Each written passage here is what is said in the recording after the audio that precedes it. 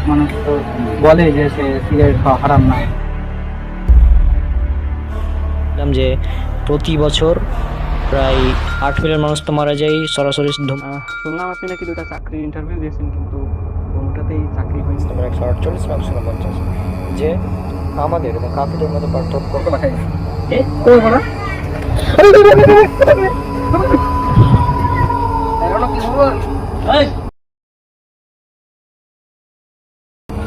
আমি কথা বললাম তো বিকালে রাখুন। দেখি বিকালে বিকেলে তাহলে যাই দেখো আমার জানাবে কি হবে। তুই আর ঠিকানাটা আমাকে মেসেঞ্জারে পাঠিয়ে দিস। আচ্ছা ঠিক আছে, আমি দিচ্ছি মেসেঞ্জারে, সমস্যা নেই। আচ্ছা ঠিক আছে, আমি তো হঠাৎ করে মানে হ্যাঁ হ্যাঁ হ্যাঁ সমস্যা নেই, আমি বুঝতে পারছি তোমার মাথার মধ্যে অনেক কি চলছে। ঠিক আছে, আমার সঙ্গে বিকালে দেখা করে কাল সকালে তোর বাড়ি যাবো, কথা হবে। আচ্ছা ঠিক আছে, ঠিক আছে, মানে ঘটনাগুলো যা হবে তোকে ওখানে দিয়ে দেবো। আচ্ছা ঠিক আছে ঠিক আছে, আচ্ছা ঠিক আছে, চল তাহলে এখন চলো, অনেকদিন থেকে কথা হয়নি। ঠিক আছে।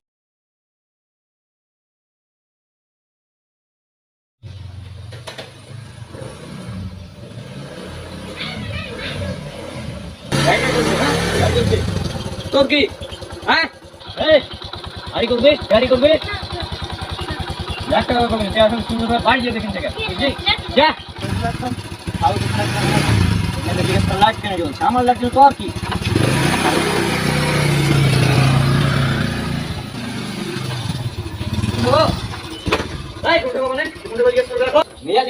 সাহা রনকের চাচাতো ভাই। তুই গেছিস কোন থেকে? তোকে তো আজ তুই কি কোনটা জিজ্ঞেস করলি কেন? জাহান্নামে যাবি তুই আমার সাথে? জাহান্নামে যাবে তুই? নামাজ কালাম পড়ো না, মানুষের সাথে ঝগড়া বিবাদ করো, হ্যাঁ সবসময় উল্টা পাল্টা কাজ করো, তুমি জাহান্নামে জন্য কে যাবে?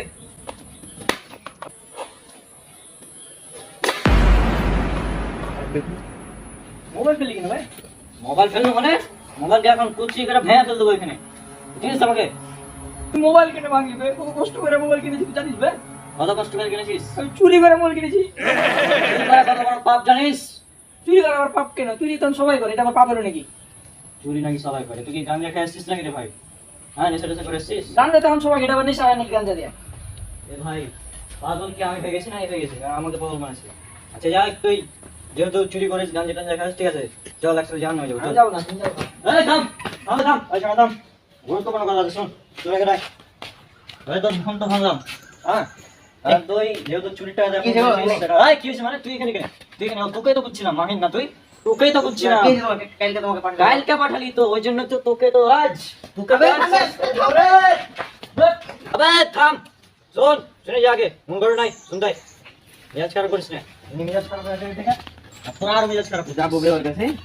যাই বানাই শোন শোন, তুই দাঁড়া, তোর সাথে পরে কথা আছে। হ্যাঁ তুই শোন, কি হয়েছে?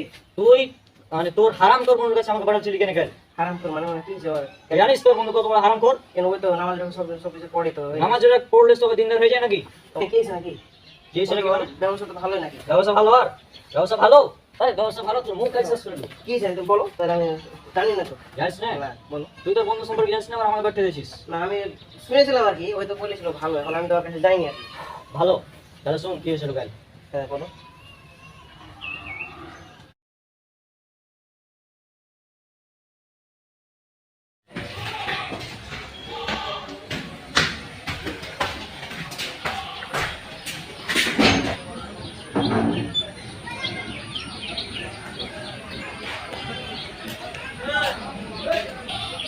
স্যার আমি কি আসতে পারি?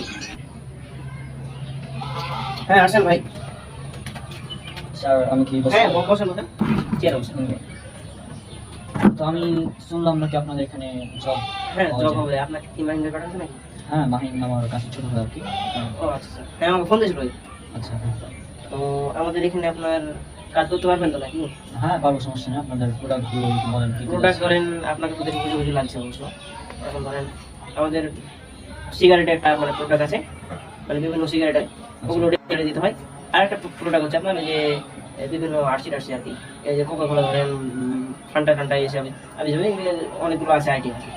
তারপরে ধরেন ওর সাথে থাকবে আপনার পেপসোডেন্ট, আরও বিভিন্ন ধরেন এই জাতীয় জিনিসপত্র আছে, মানে এগুলো আপনাকে ইয়া দিতে হবে, ডেলিভারি দিতে হবে।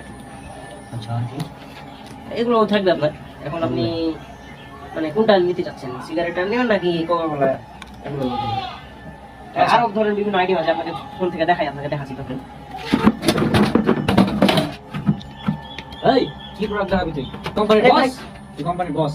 হ্যাঁ, চশমা বললে তো বস হয়ে যায়। আপনি কি ভাই, কি হয়েছে? কি হয়েছে মানে? কি হয়েছে মানে বুঝতে পারিস না? দেখা তো কোথাকার? আপনি তো রাখছেন কেন আমি বুঝলাম না। আমি এই, হঠাৎ- তোর এই কোম্পানির মালিক কে বল? আমি কি বললাম? কি বললি মানে বুঝতে পারিস আমি না? আপাতত এখানে বস। আমি কি সমস্যা আমাকে বলেন এখন। তোর বসেন, boss? বসেন, আপনি বসেন। তবে তুই আমাকে কি বসাবি? তুই বস এখানে, তুই বস। ভাই আপনার সমস্যা কি?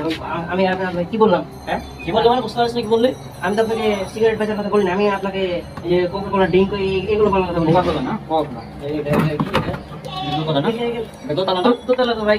তোকে যদি এই নিচ থেকে এখানে ফেলি তো কেমন হবে? কেমন বলবো ভাই? কেন ফেলবো মানে বুঝতে পারিস না তুই? ভাই আপনি কি হয়েছে ভাই? আমি বুঝলাম না। তুই বাংলাদেশে থাকিস না কোথায় থাকিস? হঠাৎ আমি তো বাংলাদেশে আছি, হঠাৎ আপনার কি হলো? মনে নাই কি হলো? তুই জানিস না কোকা কোলা ইসরায়েলের পণ্য? ইসরায়েল কোন আপনাকে কে বললো এটা?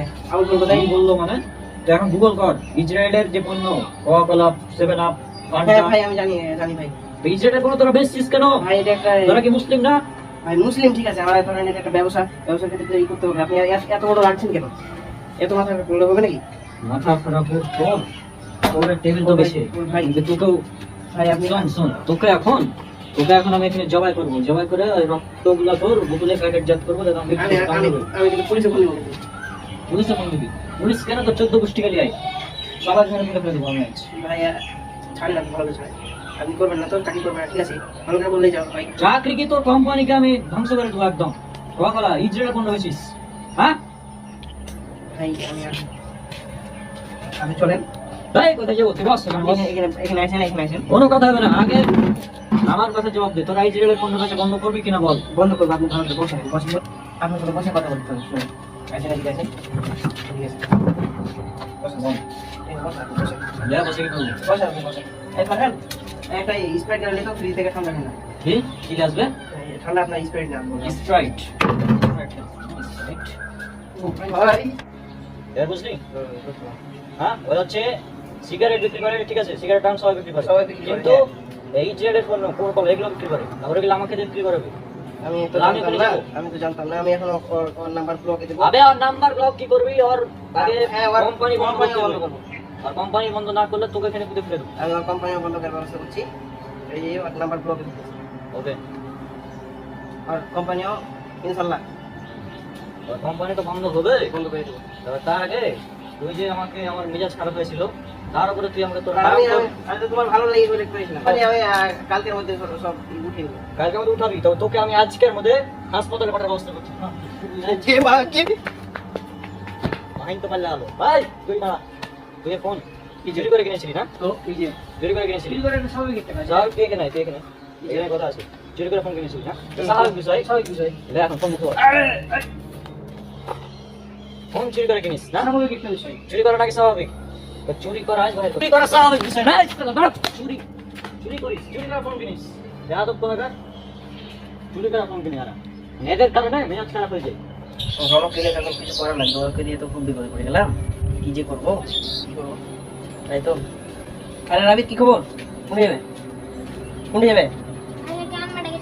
ওই দাঁড়া দাঁড়া, যায় না তো। ওই কিন্তু হেভি রেগে আছে, মারিয়ে দিবি, বুঝলে কি? আমি আগে মোসাফির ভাইকে ফোন দিই।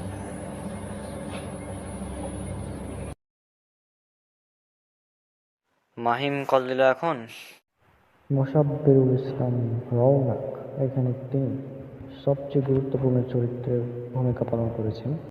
আচ্ছা, দেখি কি বলে। হ্যাঁ, আসসালামু আলাইকুম মাহিম। আসসালামু আলাইকুম, কি অবস্থা ভাই? ওয়ালাইকুম আসসালাম। এই তো ভালো আছি আলহামদুলিল্লাহ। আপনি কেমন আছেন? আমি তো আছি ভালো আলহামদুলিল্লাহ। বলো কি খবর তোমার? ও কথা হলো, রনক গেলে তো খুব বিপদে আছি আমরা। রৌনক আবার কি করলো নাকি? ওই তো আপনার প্রচুর মাথা গরম করছে আর সবার সাথে খারাপ ব্যবহার করছে। আচ্ছা, এই ব্যাপার। মানে যাকে পাইছে তাকে মারতে লাগছে আর কি। তো এটার একটা ব্যবস্থা করতে তো আপনাকে। আচ্ছা, যা শুনলাম তবে অবস্থা তো ভয়াবহ। তাহলে তুমি একটু ওকে দেখো, ওই জন্য কাউকে মারামারি না করে জাস্ট একটু দেখো। তুমি একটু দেখো, আমি হচ্ছে আমার কাজে একটু ছিলাম বাইরে, বাড়ির বাইরে আছি। তো তুমি দেখো ওকে, আমি জাস্ট আসছি কিছুক্ষণ পর। আসেন তাহলে। আচ্ছা, আমাকে কখন আসতে হবে তুমি বলো তো? চলে আসেন, এখন টাইম হবে। ওকে এখন পাবো? আচ্ছা ঠিক আছে, তাহলে আমি এখনই আসছি। এই যে আমি একটু বাইরে আছি, এই রাস্তায় ছিলাম, আমি এই যে হাঁটতে লাগলাম। হ্যাঁ, আমি আসছি, ওয়েট করো, আচ্ছা। আসছি। রাবিত কোনটা গেল? পয়সা আজকে দেবে, যাই ওখানে যাই।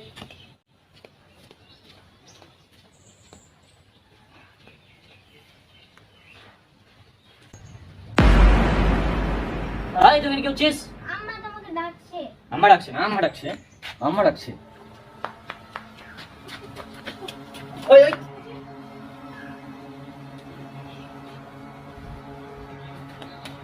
এরকম কম ছেড়ে দাও। ছেড়ে দেবো? লে ছেড়ে দিলাম। এরকম তুমি তো হেভি বাড়াবাড়ি হচ্ছ। এই আমি আবার কি বাড়াবাড়ি করলাম? হ্যাঁ কি বলছিস তুই এগুলো? এই তুমি তো সকাল থেকে সবার সাথে খারাপ ব্যবহার করছো, সবাইকে মারপিট করছো, মারছো সবাইকে, এত খারাপ ব্যবহার করছো কেন? আমি খারাপ ব্যবহার করছি না, আমি খারাপ ব্যবহার করছি? খারাপ ব্যবহার রাজ চুপ করে আছি। ওদেরকে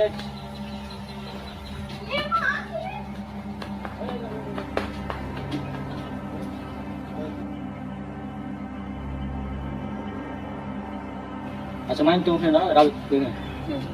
আচ্ছা রমক বলো কি ব্যাপার তোমার? ভাই আপনি এত রাগার এই কারণটা কি আগে বলো, মানে আমি তো বুঝলাম না। আমি এখানেই দেখলাম যে তোমাদের কি পাচ্ছিলে, এর কারণটা কি?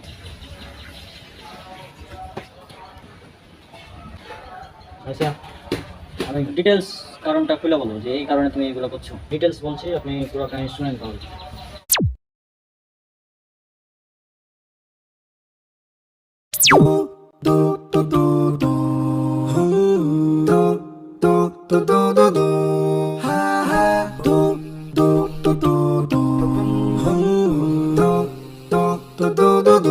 আমিত,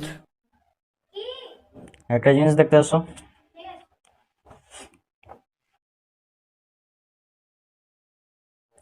কি জিনিস? এই যে দেখো, এটা হচ্ছে যে একটা চাকরির নিউজ বের করলো। হ্যাঁ আচ্ছা। হ্যাঁ, তো এটা হচ্ছে যে চাকরির ইন্টারভিউ, এটা দুটা। হ্যাঁ, হুম দুটা নিউজ, মানে দুটাতে অনেক ভালো ভালো জব, আর তুমি তো জানো আমার রেজাল্ট ভালো। হুম হুম হ্যাঁ, তো সেক্ষেত্রে যদি আমরা এই চাকরিটা যদি আমি করি, হুম। হ্যাঁ, তাহলে কিন্তু দেখা যাবে যে মাসে অনেক ইনকাম। ও তো আমি ইন্টারভিউ দিতে যাবো আগামীকাল, তখন দেখা যাক কি হয়। যদি হয় তাহলে তো হয়ে গেলো, না হলে কিছু করার নেই, তাই না?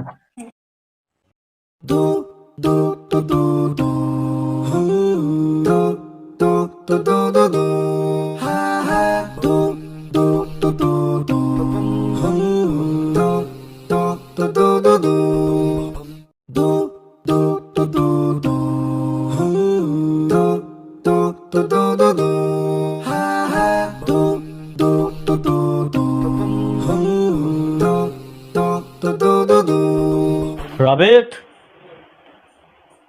রাবেত,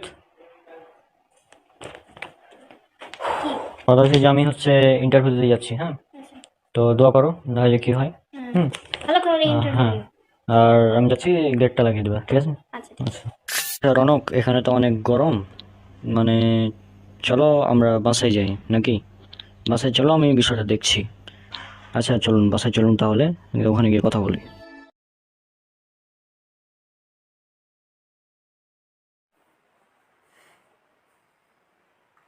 আচ্ছা রনক, বলো তো তোমার কি ব্যাপার?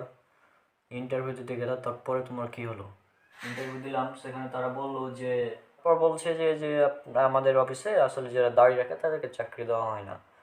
তো আমার মুখে দাঁড়িয়ে আছে, এই জন্য আমাকে চাকরিতে নিল না। কথা হচ্ছে আমাদের অফিসে দাঁড়িয়ে থাকলে চাকরি দেয় না, চাকরি তো নেওয়া হয় না। আপনি যে চাকরি করতে যান তো সেভ করে আসতে পারেন। বললো যারা মুখে দাঁড়িয়ে রাখে তাদেরকে আমরা জবে নিই না, এই জন্য আমাকে চাকরিতে নেওয়া হলো না। আচ্ছা, মানে তুমি ইন্টারভিউ দিতে গেলা, সেখানে তোমার দাড়ি রাখছো এই জন্য তোমাকে চাকরি দেওয়া হলো না, তাই তো? মানে দাড়ির কারণে তোমাকে চাকরি দেওয়া হলো না? মানে কি একটা অবস্থা! মানে আমি একটা জিনিস বুঝি না, এই কোম্পানিগুলো এরকম কেন করে? আমার এই দাড়ি একটা মাছিরও ক্ষতি করতে পারবে না, তো যেখানে একটা দাড়ি কোনো মাছিরও ক্ষতি করতে পারবে না, তো সেই দাড়ি রাখার কারণে কেন এই কোম্পানিগুলো মানে কাউকে মানুষকে জব দেয় না? বুঝলাম না, আজীব ব্যাপার। রাসূল সাল্লাল্লাহু আলাইহি ওয়াসাল্লাম বলছেন তোমরা দাড়ি লম্বা করো, গোঁফকে ছোট করো, কিন্তু এই দাড়ি মানে রাখার কারণে চাকরি দিচ্ছে না সমাজে। কি একটা অবস্থা ভাই! আমি তো একটা জিনিস কিছুতে বুঝলাম না, যে দাড়ি রাখার কারণে কেন আমাকে চাকরিতে নিল না। মানে এটা কি কোনো লজিক হলো? আজীব ব্যাপার, আর আমাদের সমাজে একটি ভুল ধারণা প্রচলিত আছে যে অনেকে বলে যে দাড়ি রাখা এটা হচ্ছে সুন্নাত, এটা ফরজ নয় বা ওয়াজিব নয়, এটা অনেকে মনে করে। এটা সম্পূর্ণ ভুল ধারণা। দাড়ি রাখা এটা হচ্ছে ফরজ, দাড়ি রাখা হচ্ছে ফরজ। চার মাযহাবের ঐক্যমতে দাড়ি রাখা হচ্ছে ফরজ বা ওয়াজিব। হ্যাঁ, এখন দাড়ি রাখা যেহেতু ফরজ বা ওয়াজিব, সুতরাং দাড়ি রাখতেই হবে, এতে কোনো ছাড় নেই, দাড়ি রাখতেই হবে। আর সহিহ বুখারীর 5892 নম্বর হাদিসে যেটা উল্লেখ করা আছে যে ইবনে উমর রাদিয়াল্লাহু আনহু যখন হজে যেতেন বা উমরায় যেতেন, তখন দাড়ি এভাবে ধরে এক মুষ্টির নিচে যতটুকু থাকতো সেটুকু কেটে ফেলতেন, অর্থাৎ এক মুষ্টি পরিমাণ দাড়ি প্রত্যেকে রাখতেন। অর্থাৎ আমরা বলতে পারি যে এক মুষ্টি পর্যন্ত দাড়ি রাখা হচ্ছে ওয়াজিব। বাকিটা আমরা পরে দেখব, দাড়ি কত লম্বা করতে হবে কি না করতে হবে সেটা আমরা পরে। তবে এক মুষ্টি পর্যন্ত দাড়ি রাখা এটা হচ্ছে ওয়াজিব, এটা রাখতেই হবে, এতে কোনো ছাড় নেই। হ্যাঁ, অবশ্যই আমাদের দাড়ি রাখা তো ফরজ, কিন্তু সমাজে প্রচলিত আছে যে দাড়ি রাখা সুন্নাত। এটা অনেক প্রচলিত ভুল ধারণা। আর আমাদের প্রিয় শায়েখ ডক্টর খন্দকার আবদুল্লাহ জাহাঙ্গীর রহমাহুল্লাহ তিনি কিন্তু বলতেন যে রাসূল সাল্লাল্লাহু আলাইহি ওয়াসাল্লাম দাড়ি রেখেছেন, এই জন্য দাড়ি রাখা হচ্ছে সুন্নাত। তিনি দাড়ি রাখতে আদেশ করেছেন, এই জন্য হচ্ছে দাড়ি রাখা ওয়াজিব। এবং তিনি দাড়ি কাটতে নিষেধ করেছেন, এই জন্য হচ্ছে দাড়ি কাটা হারাম। মূলত দাড়ি রাসূলুল্লাহ সাল্লাল্লাহু আলাইহি ওয়াসাল্লাম রেখেছেন, তাই রাখা সুন্নত। দাড়ি রাসূলুল্লাহ সাল্লাল্লাহু আলাইহি ওয়াসাল্লাম রাখতে নির্দেশ দিয়েছেন, তাই দাড়ি রাখা ওয়াজিব। এই সিম্পল বিষয়টা মানুষ বুঝে না। আর আমি যখন এই বক্তব্য প্রথম শুনি, তারপর থেকে আমি দাড়ি রাখা শুরু করি। আমরা দোয়া করি আল্লাহ সুবহানাহু ওয়া তাআলা আমাদের শেখ ডক্টর খন্দকার আবদুল্লাহ জাহাঙ্গীর রহমাহুল্লাহকে জান্নাতুল ফেরদাউস দান করুন, আমিন আমিন। আচ্ছা, তারপর কী হলো বলো তো? পরের দিন মানে 27 জুন আমি গেলাম আরেকটি ইন্টারভিউ দেওয়ার জন্য। তো সেখানে আমি তাদের সাথে প্রথমে ভালোই কথা হলো, তারপর বলছে যে আপনার চাকরি কনফার্ম 90% ওকে, কিন্তু আপনাকে একটা কাজ করতে হবে, সেটা হচ্ছে আমাদেরকে 10 লক্ষ টাকা দিতে হবে, তাহলে আপনার চাকরি কনফার্ম। 10 লক্ষ টাকা আপনাকে দিতে হবে, তাহলে আপনার চাকরি কনফার্ম। আপনার হয়তো 20 লক্ষ বলতাম, কিন্তু আপনাকে দেখে মনে হলো আপনি অনেক ট্যালেন্টেড, সেজন্য 10 লক্ষতেই আমরা রেখে দিচ্ছি। মানে তারা আমার কাছে 10 লক্ষ টাকা ঘুষ চাচ্ছে। 10 লক্ষ টাকা ঘুষ! হ্যাঁ, 10 লক্ষ টাকা ঘুষ। আর আপনি বলেন এই 10 লক্ষ টাকা ঘুষের বিনিময়ে কীভাবে আমি চাকরিতে জয়েন করি? আর 10 লক্ষ টাকা দেওয়া সম্ভব না। মানে কি হয়েছে সমাজের অবস্থা গো? 10 লক্ষ টাকা এখানে আছে ভাই, তাহলে লেখাপড়া করার কি প্রয়োজন? যদি 10 লক্ষ টাকা ঘুষ দিয়ে আমাকে চাকরি নিতে হয়, তাহলে লেখাপড়া করার কি কোনো প্রয়োজন আছে? প্রয়োজন নাই তো। এভাবে যদি এগুলো চলতে থাকে, 10 লক্ষ টাকা ঘুষ বা 1 লক্ষ টাকা ঘুষ বা 20 লক্ষ টাকা ঘুষ, এই যে ঘুষ, এই ঘুষ যদি চলতে থাকে সমাজে, তাহলে তো আমার এবং তোমার মতো যারা যুবক রয়েছে তারা তো লেখাপড়া একদম ছেড়ে দেবে। লেখাপড়া ছেড়ে দিয়ে তখন জাস্ট বলবে যে কী দরকার লেখাপড়া করার, কোনো প্রয়োজন নেই। যেহেতু 10 লক্ষ টাকা ঘুষ লাগবে, টাকা দিয়ে দেবো, চাকরি হয়ে যাবে, পড়াশোনার তো কোনো প্রয়োজন নেই। তুমি যে বলেছো যে ঘুষকে আল্লাহ সুবহানাহু ওয়া তাআলা হারাম করেছেন, এটা আছে পবিত্র কোরআনে সূরা বাকারা সূরা নম্বর 2 আয়াত নম্বর 188। এখানে উল্লেখ করা হচ্ছে যে আল্লাহ সুবহানাহু ওয়া তাআলা তিনি বলছেন, তোমরা একে অন্যের সম্পদ অন্যায়ভাবে ভক্ষণ করো না। এটা এই আয়াতের ব্যাখ্যায় অনেকে বলেছেন যে এটা ঘুষ সম্পর্কে বলা হয়েছে। তো এখানে ঘুষ সম্পর্কে বলা হয়েছে, আরও অনেক হাদিস রয়েছে মিসকাতে, তারপর বিভিন্ন জায়গাতে রয়েছে যে ঘুষ আদান প্রদানকারীর উপর লানত, সো আরও অনেক হাদিস এরকম রয়েছে। ঘুষ হচ্ছে এক ধরনের জুলুম, এই ঘুষ এটা হচ্ছে এক ধরনের জুলুম, হ্যাঁ, এক ধরনের অন্যায়, অনৈতিক কাজ। কেন? আমি পড়াশোনা করেছি, আমার রেজাল্ট ভালো, এখন আমাকে কিছু টাকা না দিলে নাকি চাকরি হবে না, জব হবে না? আজীব ব্যাপার। হ্যাঁ, আসলে মানুষ এই ঘুষকে অনেকটাই হালাল মনে করে নিয়েছে। আচ্ছা, এরপর বলো কি হলো তোমার বিয়ে কেন ক্যান্সেল হলো, আমাকে বিষয়টা একটু বলো। তো আমার বিয়ে ক্যান্সেল যেভাবে হলো সেটা হচ্ছে যে আমি তো এলাম এসে সব সার্টিফিকেটগুলো জ্বালিয়ে ফেললাম। আমাদের হচ্ছে একমাত্র বোন, তো আমরা তো চাইবোই যে আমাদের বোন ভালো জায়গায় যাক, ভালো থাকুক।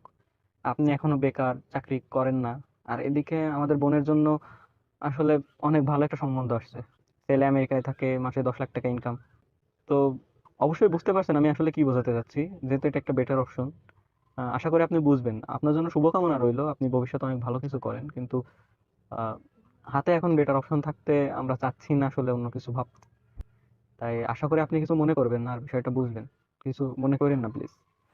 তা আমি তাদেরকে বললাম যে ইসলাম তো দিনদারিতাকে প্রাধান্য দিতে বলেছে, কিন্তু আপনারা যেহেতু টাকাকে প্রাধান্য দিচ্ছেন, সুতরাং এই বিয়েতে আমিও রাজি না, দিয়ে আমিও ক্যান্সেল করে দিলাম। ও মানে ওই মেয়ের ফ্যামিলি থেকে তোমার বাসায় কল দিয়েছিল, তোমাকে কল দিয়েছিল যে বিয়ে ক্যান্সেল করে দিল দিয়ে। কেন? কারণ ওই আমেরিকান কোটিপতির সাথে বিয়ে দেবে, কিন্তু ওরা কি এগুলো দেখেছে যে ওই আমেরিকান কোটিপতি দিনদার কিনা? এগুলো তো দেখেনি শিওর, কারণ বর্তমান সমাজে দিনদারিতাকে প্রাধান্য দেওয়া হয় না। বর্তমান সমাজে বিয়ের ক্ষেত্রে একদম মানে ছেলের কত টাকা আছে এগুলোকে প্রাধান্য দেওয়া হয়। আর মেয়েদেরকে বিয়ে করার ক্ষেত্রে আবার ছেলের পিতামাতা ফ্যামিলি তারা দেখে কি যে মেয়ের বংশমর্যাদা ভালো কিনা, হ্যাঁ এগুলো দেখে, মানে বংশমর্যাদা ভালো কিনা এটা দেখতে চাই। দিনদারিতা পরে, এগুলো বাদ, আগে দেখতে হবে বংশমর্যাদা ভালো কিনা। হ্যাঁ, মেয়ের ফ্যামিলিতে কত মানে সম্পদ কেমন আছে তাদের, ঠিক আছে, সৌন্দর্য কেমন, এগুলো দেখতে হবে।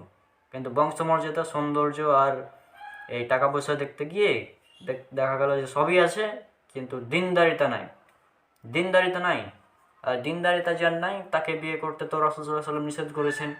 আমরা যদি পড়ি সহিহ বুখারীর কিতাবুল নিকাহ, বিবাহ অধ্যায় যেটা, এর 5090 নম্বর হাদিস, এখানে রাসূল সাল্লাল্লাহু আলাইহি ওয়াসাল্লাম তিনি বলছেন যে 4টি গুণ দেখে মেয়েদেরকে বিয়ে করা হয়। তার মধ্যে 1 নম্বর হচ্ছে তার সৌন্দর্য, 2 নম্বর তার ধন সম্পদ, 3 নম্বর তার বংশমর্যাদা এবং 4 নম্বর হচ্ছে দিনদারিতা।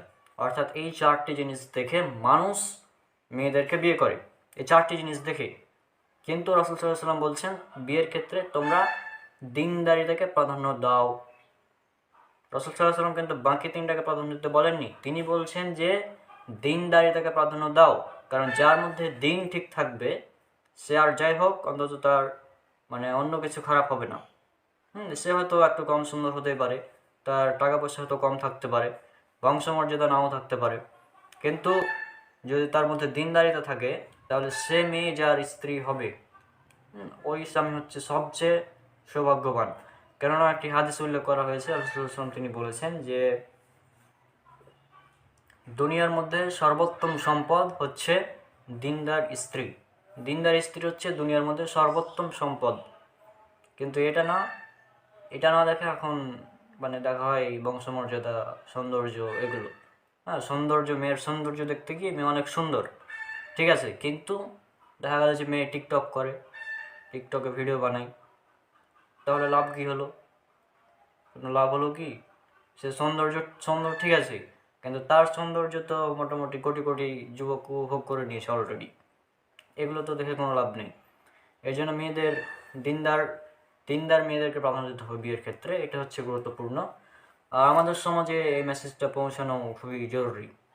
আর তুমি এই কাজটা খুবই ভালো করেছো, যে ওখানে বিয়ের একদম কথার উপর বলে দিয়েছে যে না, বিয়ে করবো না আপনাদের মেয়ের সাথে। হ্যাঁ, আপনাদের ফ্যামিলির সাথে আমরা কোনো ধরনের সম্পর্ক রাখতে চাই না। এটা খুব ভালো।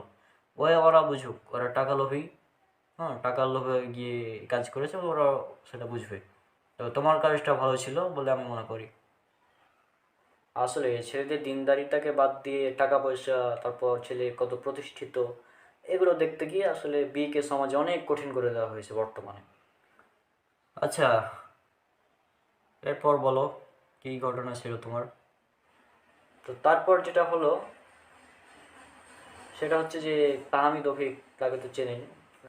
আচ্ছা, তাহমিদ অফিক, হ্যাঁ।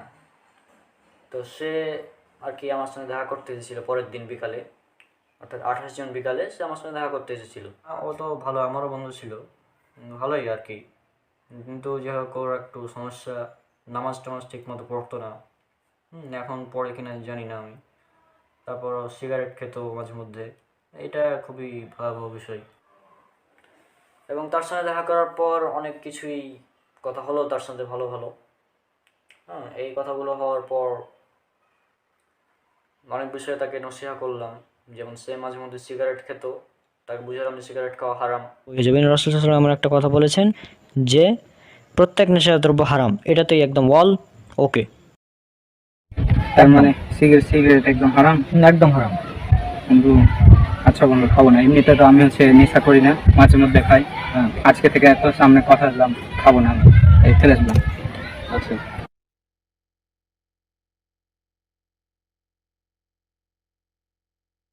আচ্ছা বন্ধু, ধন্যবাদ বন্ধু। করবো না, ঠিক আছে। আল্লাহ তোকে এই কথার উপর আমল করা তৌফিক দান করুন। টাকটুর নিচে প্যান্ট পরতে বললাম, টাকটুর নিচে কাপড় পরা হারাম। তারপর আপনার নামাজ সম্পর্কে নসিহা করলাম। তারপর পাপ প্রচার করা, প্রকাশ না করা, এই বিষয়ে তাকে নসিহা করলাম। তো এই বিষয়ে তার সাথে অনেক বিস্তারিত কথা হয়েছে। তুমি তাকে বুঝিয়েছো, এটা অনেক ভালো কাজ করেছো। তো যাই হোক, তো আমি দবকের বিষয়টা অনেক ভালো ছিল। আর তুমি তাকে এই যে টাকটুর নিচে কাপড় পরা, তারপর এই গান বাজনা শোনা ইত্যাদি বিষয়ে কথা বলেছো, এটা খুবই দারুণ ছিল এবং খুবই ভালো ছিল।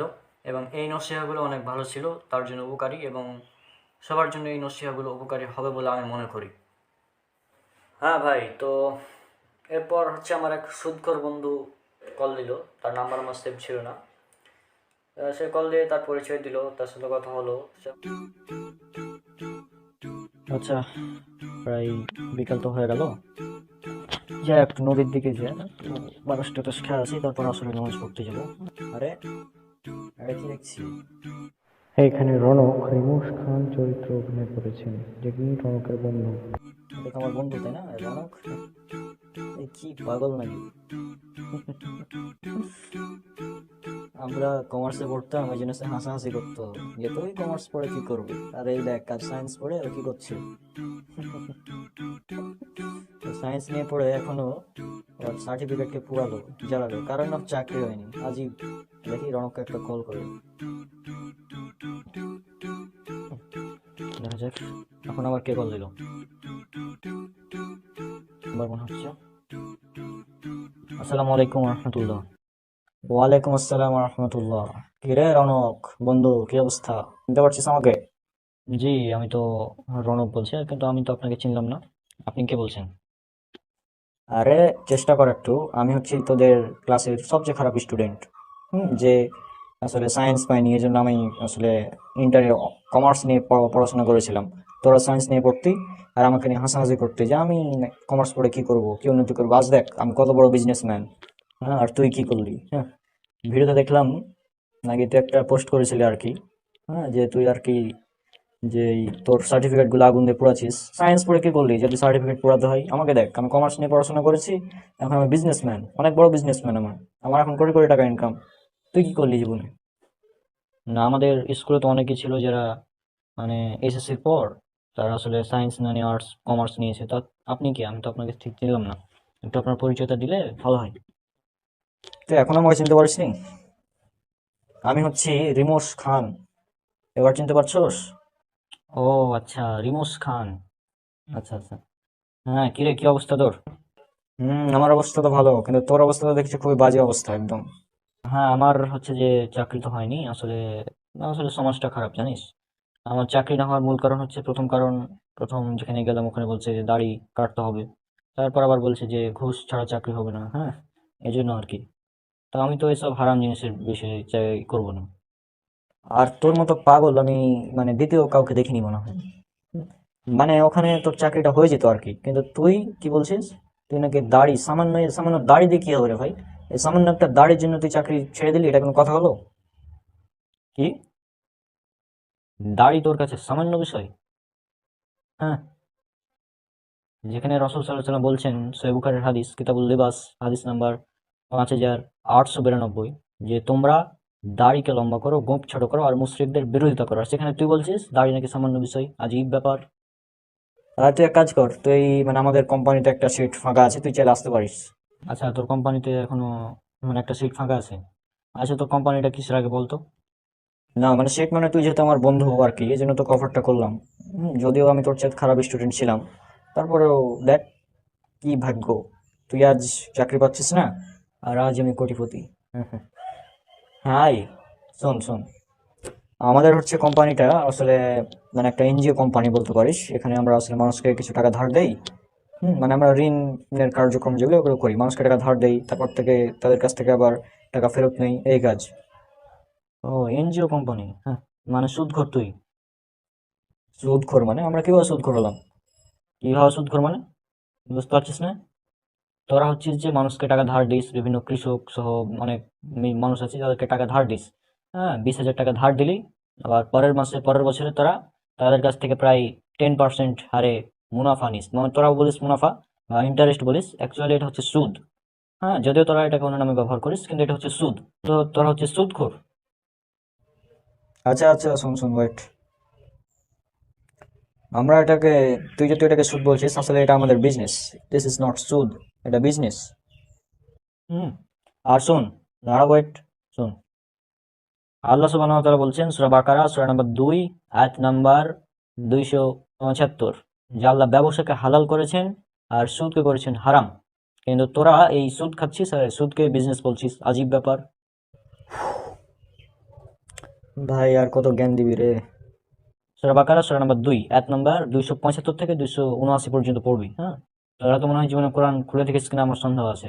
তো যাই হোক, 278 79 নাম্বার আয়াতে যেটা বলা হচ্ছে যে, আর যে ব্যক্তি সুদ খায় সে যেন এটাকে ছেড়ে দেয়, আর যদি সে না ছাড়ে তাহলে আল্লাহ ও রাসূলের সাথে যুদ্ধ ঘোষণা করো। অর্থাৎ সুদ যে সুদখোর সে সরাসরি আল্লাহ এবং রাসূলের সাথে যুদ্ধে লিপ্ত, বুঝলি? আরে ভাই, সুতরাং তোরা হচ্ছে সুদখোর, তোরা আল্লাহ এবং রাসূলের সাথে যুদ্ধে লিপ্ত একদম। তোদের এই সম্পূর্ণ ব্যবসা হারাম, ঠিক আছে? কোরআন হাদিসে অসংখ্য এরকম বর্ণনা রয়েছে সুদের ব্যাপারে। এখানে তো বিস্তারিত ফোনে বলা যাবে না। তো যাই হোক, আমি তোকে জাস্ট 2টা আয়াত স্মরণ করে দিলাম। আশা করছি যারা মানে জ্ঞানী তাদের জন্য এই 2টি আয়াতই যথেষ্ট হবে, যে সুদ হারাম এবং এই সুদ হচ্ছে ভয়াবহ পাপ, এটা জানার জন্য, ঠিক আছে? এছাড়াও বিভিন্ন হাদিসে 7টি ধ্বংসাত্মক বড় বড় পাপের মধ্যে অন্যতম হচ্ছে সুদ। তো তোরা হচ্ছে সুদখোর, সুতরাং তোর কোম্পানিতে আমি জব করব, এটা হতেই পারে না। এটা কল্পনারও বাইরে, চিন্তার বাইরে, বুঝলি? সুদের সঙ্গে তো আমি যুক্ত হতে পারি না। হ্যাঁ, কারণ সুদ হচ্ছে হারাম। এই বিষয়গুলো তাকে বললাম, ওখানে বললাম সুদের ব্যাপারে। তোমার সুদখোর বন্ধু কল দিয়েছিল। তো যাই হোক, এই সুদ এটাকেও মানুষ হালাল মনে করে বর্তমান সমাজে। সুদ এটা কি? সুদ কিছুই না। হ্যাঁ, এটাকে তারা মানে হালাল মনে করে নিয়েছে। হ্যাঁ, একদম। তো এই সুদ তারা খাচ্ছে, কিন্তু তারা বুঝতে পারছে না যে এটা সুদ। এটা অনেক ভয়াবহ বিষয়। আর সুদ অনেক মারাত্মক একটি গুনাহ। তো আল্লাহ ব্যবসাকে করেছেন হালাল এবং সুদকে করেছেন হারাম। মানে সুদ যারা খায় তাদেরকে বলা হয়েছে তাদের যুদ্ধ সরাসরি আল্লাহ এবং রাসূলের সাথে, অর্থাৎ আল্লাহ এবং রাসূলের সাথে তারা যুদ্ধ লিপ্ত, যারা সুদখোর। হ্যাঁ, এছাড়াও হাদিসে আরও অনেক বিস্তারিত আলোচনা, ডিটেলস আলোচনা করা লাগবে। আমি এই বিষয়ে হয়তো তোমাকে পরে একদিন জানাবো। এই সুদের সম্পর্কে বিস্তারিত আলোচনা করে তোমাকে একদিন পরে শুনিয়ে দেবো, সমস্যা নেই। কারণ আজকে আমাদের সময় খুবই অল্প। হ্যাঁ, আজান দিয়ে দেবে কিছুক্ষণ পর। তো তুমি বলো তোমার আর কাহিনী কি ছিল? আর শুধু এটুকুই না ভাই, সুদ সম্পর্কে তো বললাম, তারপরে স্যার একটা নিউজ দিয়ে দিল যে ওর বিয়ে ঠিক হয়েছে। এবং বিয়ে ঠিক হয়েছে কার সাথে? ওই মেয়ের সাথে, যে মেয়েকে আমি পছন্দ করতাম মানে হাই স্কুলে। আচ্ছা আচ্ছা, শোন, ওয়েট, আর একটা নিউজ দিই তোকে। আচ্ছা, স্কুলে যখন আমরা হাই স্কুলে পড়তাম তখন মনে আছে কি তুই একটা মেয়েকে পছন্দ করতি? হ্যাঁ হ্যাঁ, ওই মেয়ের সাথে আমার প্রায় দীর্ঘ 4 বছরের রিলেশন ছিল। তারপর এখন আমাদের পারিবারিকভাবে কিছুদিন পর বিয়ে হচ্ছে। তো আমি তোকে যাই হোক দাওয়াত দিলাম, ইনভাইট করবো আমাদের বিয়েতে আই। যেহেতু তুই মেয়েকে পছন্দ করতি, তারপরেও তুই বলতে পারিসনি কোনোভাবে যে আমি তোমাকে পছন্দ করি। কিন্তু দেখ, আমি আজ প্রতিষ্ঠিত, আমার কোটি কোটি টাকা ইনকাম, সে মেয়ে এমনিতে পড়ে গিয়েছে। আমাদের রিলেশন ছিল 4 বছর, মানে 4 বছর আমরা বয়ফ্রেন্ড গার্লফ্রেন্ড হিসেবে ছিলাম। আর এখন হচ্ছে যে, বুঝতেই পারছিস, আমাদের ফ্যামিলি থেকে বিয়ের কথা চলছে, আর শীঘ্রই আমরা বিয়ে করছি আগামী সপ্তাহের মধ্যেই। তো এই জন্য আরও তোকে ফোন দেওয়া, আর পাশাপাশি তোকে জবের অফারটা দিলাম। কিন্তু তুই তো বলছিস যে আমরা নাকি সুদখোর, জব করবি না। ঠিক আছে, করিস না, তা আমার কি? তবে দাওয়াত খেতে আসতে পারিস চাইলে। মানে তুই তো সুদখোর, তুই যে মেয়েকে বিয়ে করবি বলছিস ওই মেয়ের বাপ সেও সুদখোর। মানে ওর বাবা আবার সুদখোর হলো কিভাবে রে ভাই? কারণ কি? কারণ সে ব্যাংকে চাকরি করে, আর ব্যাংকে তো সুদের লেনদেন চলে। তো সেই হিসাবে তুই সুদখোর, তোর যে শ্বশুর হবে সেও সুদখোর, তো তোরা সুদখোর। ও, তুই তো দেখছি পুরাই হুজুর হয়ে গেছিস রে। আর শোন, এসব এখনো সময় আছে। হ্যাঁ, মানুষ কয়দিন বাঁচে দুনিয়াতে? এসব সুদ ঘুষ খেয়ে এগুলো করে কোনো লাভ নেই। হ্যাঁ, বাঁচবি কয়েকটা দিন, হালাল ইনকাম করার চেষ্টা কর। আর এসব সুদ খাওয়া বন্ধ কর, যে কোনো একটা হালাল বিজনেস শুরু কর, তাহলে ইনশাল্লাহ ভালো হবে। আমি তোকে এটা বললাম, এখন তুই তো তোর ইচ্ছা তুই কি করবি। আচ্ছা ভাই, ঠিক আছে, বুঝেছি, তোকে বলে লাভ নাই। তুই আসলে দুনিয়ার সিস্টেমটা বুঝিস না। এখন সিস্টেমটা এরকম, হ্যাঁ, সিস্টেমের সাথে না চললে আসলে তুই মানে কিছুই করতে পারবি না। সিস্টেম মেনে চলতে হবে, সামাজিক সিস্টেম একটা আছে না, এটা আমাদের মেনে চলতে হবে, তাছাড়া কোনো বুদ্ধি নাই। তো যা হোক, কিছু বলে তো আর লাভ নেই তোকে। তুই আমার কথা মানবি কিনা তারও তো কোনো গ্যারেন্টি নাই, তাই না? আমার, তুই যেহেতু ফোন দিলি আমাকে অনেকদিন পর, তো আর কি বললাম। তুই হয়তো আমার ওই নিউজটা মানে শুনে হয়তো ফোনটা দিয়েছিস, যে আমি যে সার্টিফিকেট ছিঁড়লাম, যে আগুন দিয়ে পোড়ালাম, হ্যাঁ, ওটা আসলে অনেকেই জেনেছে আর কি। তো এই কারণে হয়তো তুই আমাকে ফোন করলি, যে মানে আমাকে জাস্ট পে করতে চাইছিলি তুই। যাই হোক, আলহামদুলিল্লাহ আমি ভালোই আছি। আমি কোনো হারাম মানে ইনকামের সাথে নাই। তোরা হয়তো এখন দুনিয়ার ক্ষেত্রে বলবে যে তোরা প্রতিষ্ঠিত, অনেক ভালো, তবে তোদের ইনকামটা সম্পূর্ণ হারাম। ভাই থাক, আর জ্ঞান দিতে হবে না, বাদ দে, যা হওয়ার হয়েছে, আর কিছু বলার নাই। তোকে জাস্ট মেসেজটা দিলাম, দাওয়াতটা দিলাম। তুই চাইলে আমার বিয়েতে আসতে পারিস, না চাইলে না আসতে পারিস, সেটা তোর ব্যাপার, যেহেতু সুদের সঙ্গে জড়িত তোরা। তো যা হোক, আজকে আর কিছু না বলি। হ্যাঁ, আর আশা করছি যে তুই ভালো হবি, এসব সুদ খাওয়া ছেড়ে দে, এটাই তোর জন্য বেস্ট হবে। হুম, আজকে রাখছি। আসসালামু আলাইকুম রহমতুল্লাহি ওবারাকাতুহু। কি একটা অবস্থা ভাই, মানে মানুষ সুদ খায়, সে আবার আমাকে ডাকছে ওখানে সুদের বিজনেস করে। আচ্ছা, যাই নদীর ধারে গিয়ে আর কি কিছু গল্প করি, বন্ধুরা আছে হয়তো, দেখা হতে পারে। না, বিষয়টা আসলেই যে তুমি তাকে পছন্দ করতো, এটা তো কিছু মানে বলার নাই, কারণ ওই বয়সটা এরকম। হ্যাঁ, তো যাই হোক, তাকে তুমি পছন্দ করতে, কিন্তু তাকে তো কোনো সরাসরি তাকে গিয়ে বলনি যে আমি তোমাকে ভালোবাসি, বা এরকম কিন্তু কিছু তুমি বলনি। তো ওই জন্য ওটাতে তেমন কোনো সমস্যা হবে না। হ্যাঁ, তবে ও যে কাজটা করেছে সেটা হচ্ছে কি, রিলেশন করেছে, রিলেশন করে আবার বিয়েও করেছে।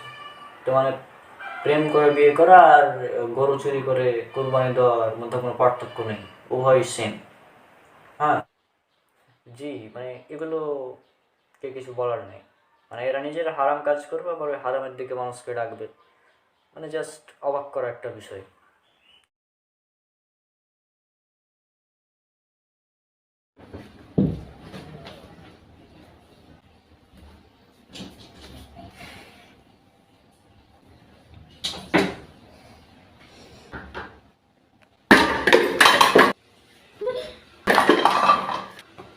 একদম ভেঙে গেল।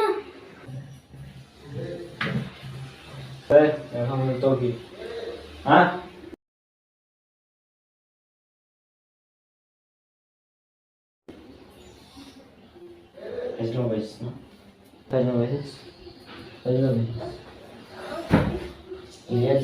কাল থেকে জানিস, জানিস না, জানিস? হ্যাঁ, তুই এখানে চুপচাপ পড়বি, চুপচাপ পড়, ঠিক আছে? চুপচাপ পড়, এখানে বাইরে যাবো, ডিস্টার্ব করতে আসবো না, আসলে করে অবস্থা খারাপ করতে হবে, মনে রাখিস। হ্যাঁ, আর গ্লোবালটা ভাঙে ঠিক করা যাবে, বুঝলি? এই ছেলেদের কাম দেবে না, মনোযোগ দিবি, পড়।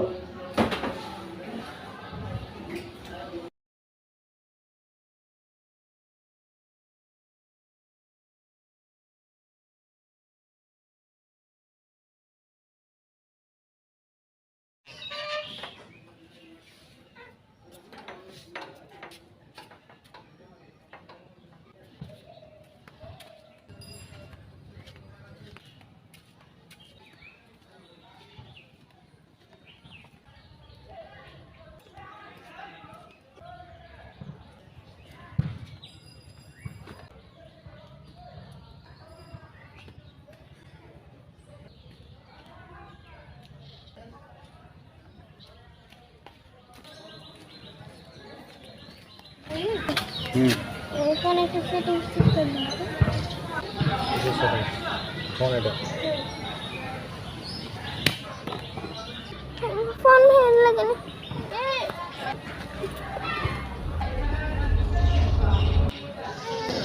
ফোন ভেঙে তুমি তো আমার 3 বছর আগে আরেকটা ফোন ভেঙেছিল।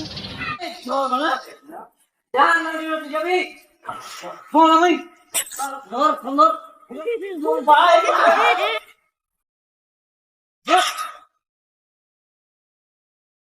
আবে কি জন্য আবে নিচে দেখ ভাই এই ও কি হলো 3 বছর আগে আরেকটা ফোন ভেঙেছিলাম, তখন মেজাজ খারাপ হয়েছিল, ওই জন্য ভেঙেছিল।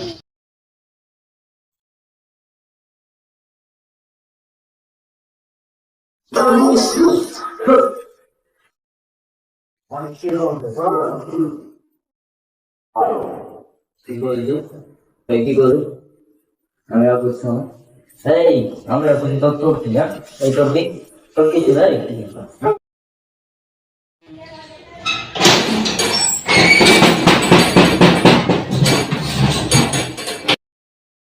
কি খবর ভাইয়া, কেমন আছো? এই কি খবর মানে কি? এই কি খবর মানে কি? কি খবর মানে কি?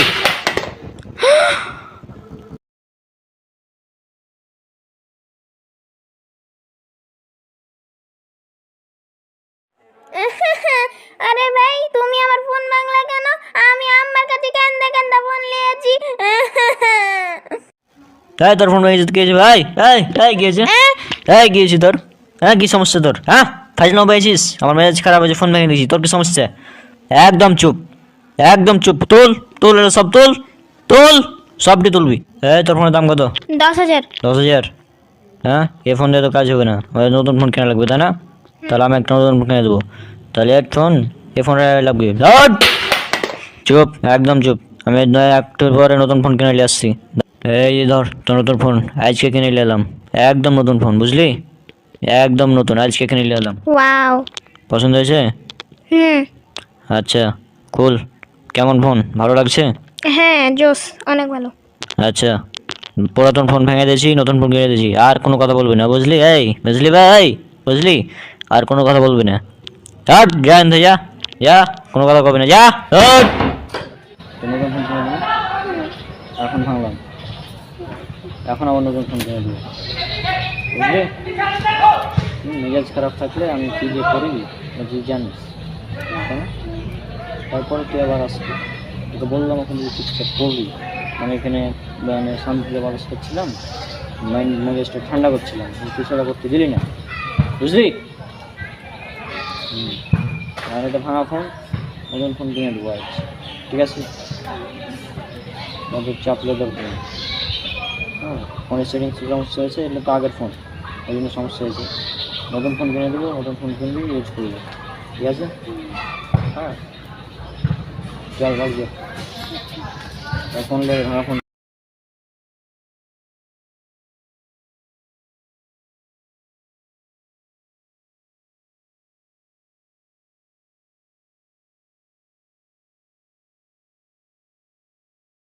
হে রাবিত, কি সমস্যা? হুম, তুমি ফোন ভেঙে দিলে। ফোন ভেঙে দিলাম? এই যে নতুন ফোন, নতুন ফোন, রিয়েলমি C25। এটা হচ্ছে 48 MP ক্যামেরা, 6000 mAh ব্যাটারি, হ্যাঁ, আর 18 ওয়াটের কুইক চার্জার, সব ভালো একটা ফোন, এবং গেমিং প্রসেসর আছে। তো এটা ভালো একটা ফোন, যাই হোক আজকে নিয়ে আসলাম তোমার জন্য। আমি তো ফোন ভেঙে দিয়েছি ওটা, তো এই জন্য এটা নিয়ে আসলাম। এই যে একটা কভার, এটা ইউজ করবি, বুঝলি? আর এটা এখানে আছে, এই যে ফোন, আর এখানে ইনস্ট্রাকশন ম্যানুয়াল আছে কভারে। ফোন সবসময় ব্যাক কভার লাগিয়ে ইউজ করবে, বুঝলি? এই না ধর, আর ওই ফোনটা আমাকে দে। দে। এটা, এটার আর দরকার আছে কি? ধুর, এটা দরকার নেই। আর শোন, এই যে এটা রেখে দিবি ভালো জায়গায়, ঠিক আছে? আর শোন, বিকালে আমার বন্ধু আসছে, তা আমি দেবো, চিনিস তো ওকে? হ্যাঁ, চিনি। হ্যাঁ, হ্যাঁ, তোর সাথে আমি দেখা করতে যাবো আর কি। আচ্ছা, ঠিক আছে।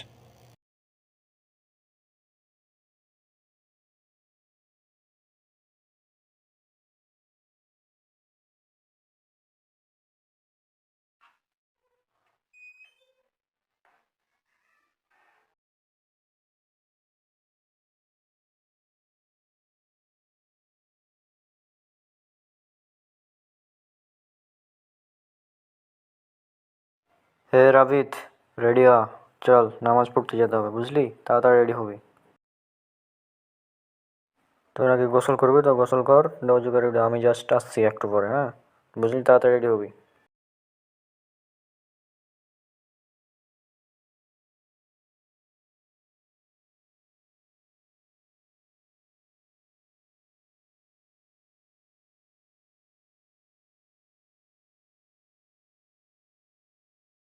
কি ব্যাপার বে, কি যে একটু আগে বললাম আমি যে নামাজ পড়বো, রেডি হ।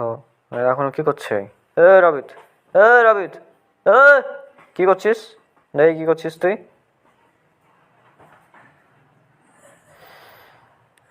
গেম খেলছিস তুই? হ্যাঁ, গেম খেলছিস কেন? চল নামাজে চল। আমি যাবো না নামাজ টামাজ পড়তে, তুমি যাও। কি কি করে তুই? এত সাহস কত বড়, নামাজ পড়তে যাবে না মানে? কি বললি তুই এটা? হ্যাঁ, তো বয়স কত? হ্যাঁ, 11। জানিস না তুই তোর নামাজ পড়া ফরজ? হ্যাঁ,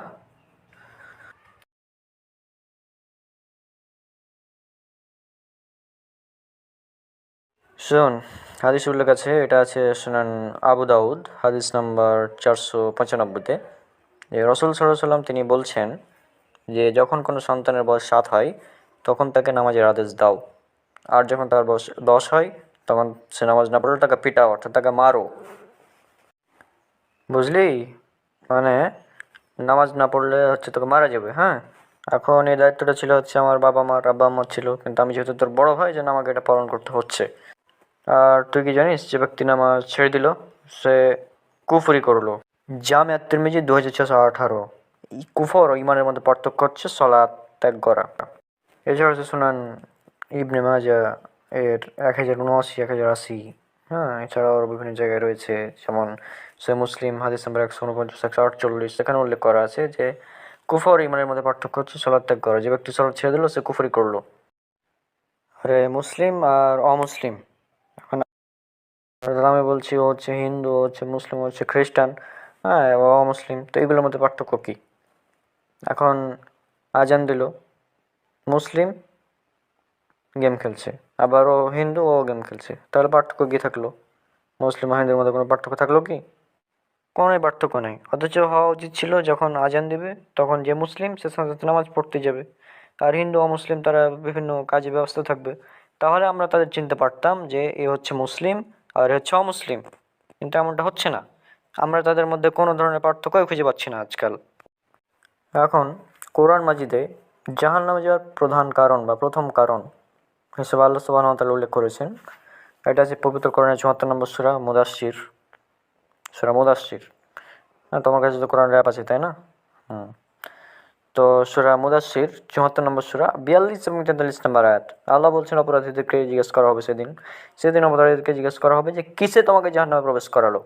তারা বলবে আমরা সালাত আদায়কারীদের অন্তর্ভুক্ত ছিলাম না, অর্থাৎ আমরা নামাজ পড়তাম না। অর্থাৎ জাহান্নামে যাওয়ার প্রথম কারণ হচ্ছে নামাজ না পড়া, অর্থাৎ তারা নামাজ পড়তো না, এই জন্যই তাদেরকে জাহান্নামে পাঠানো হবে, সর্বপ্রথম কারণ। তাই না? জাহান্নামের আগুন তো পৃথিবীর তুলনায় অনেক গুণ বেশি, 70 গুণ বেশি।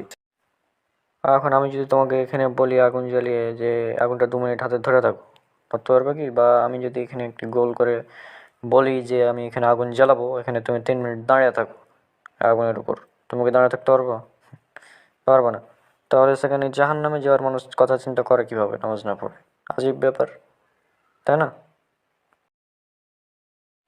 হ্যাঁ, তো এটাই, নামাজ গুরুত্বপূর্ণ, নামাজ আমাদের পড়তে হবে, এছাড়া কোনো উপায় নেই।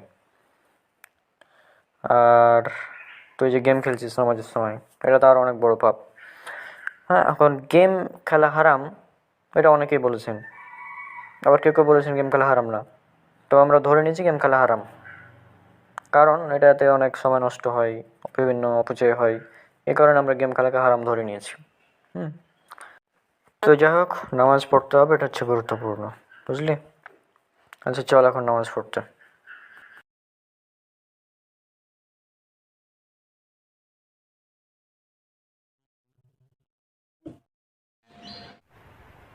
অঙ্কুর, অঙ্কের বেস্ট ফ্রেন্ড।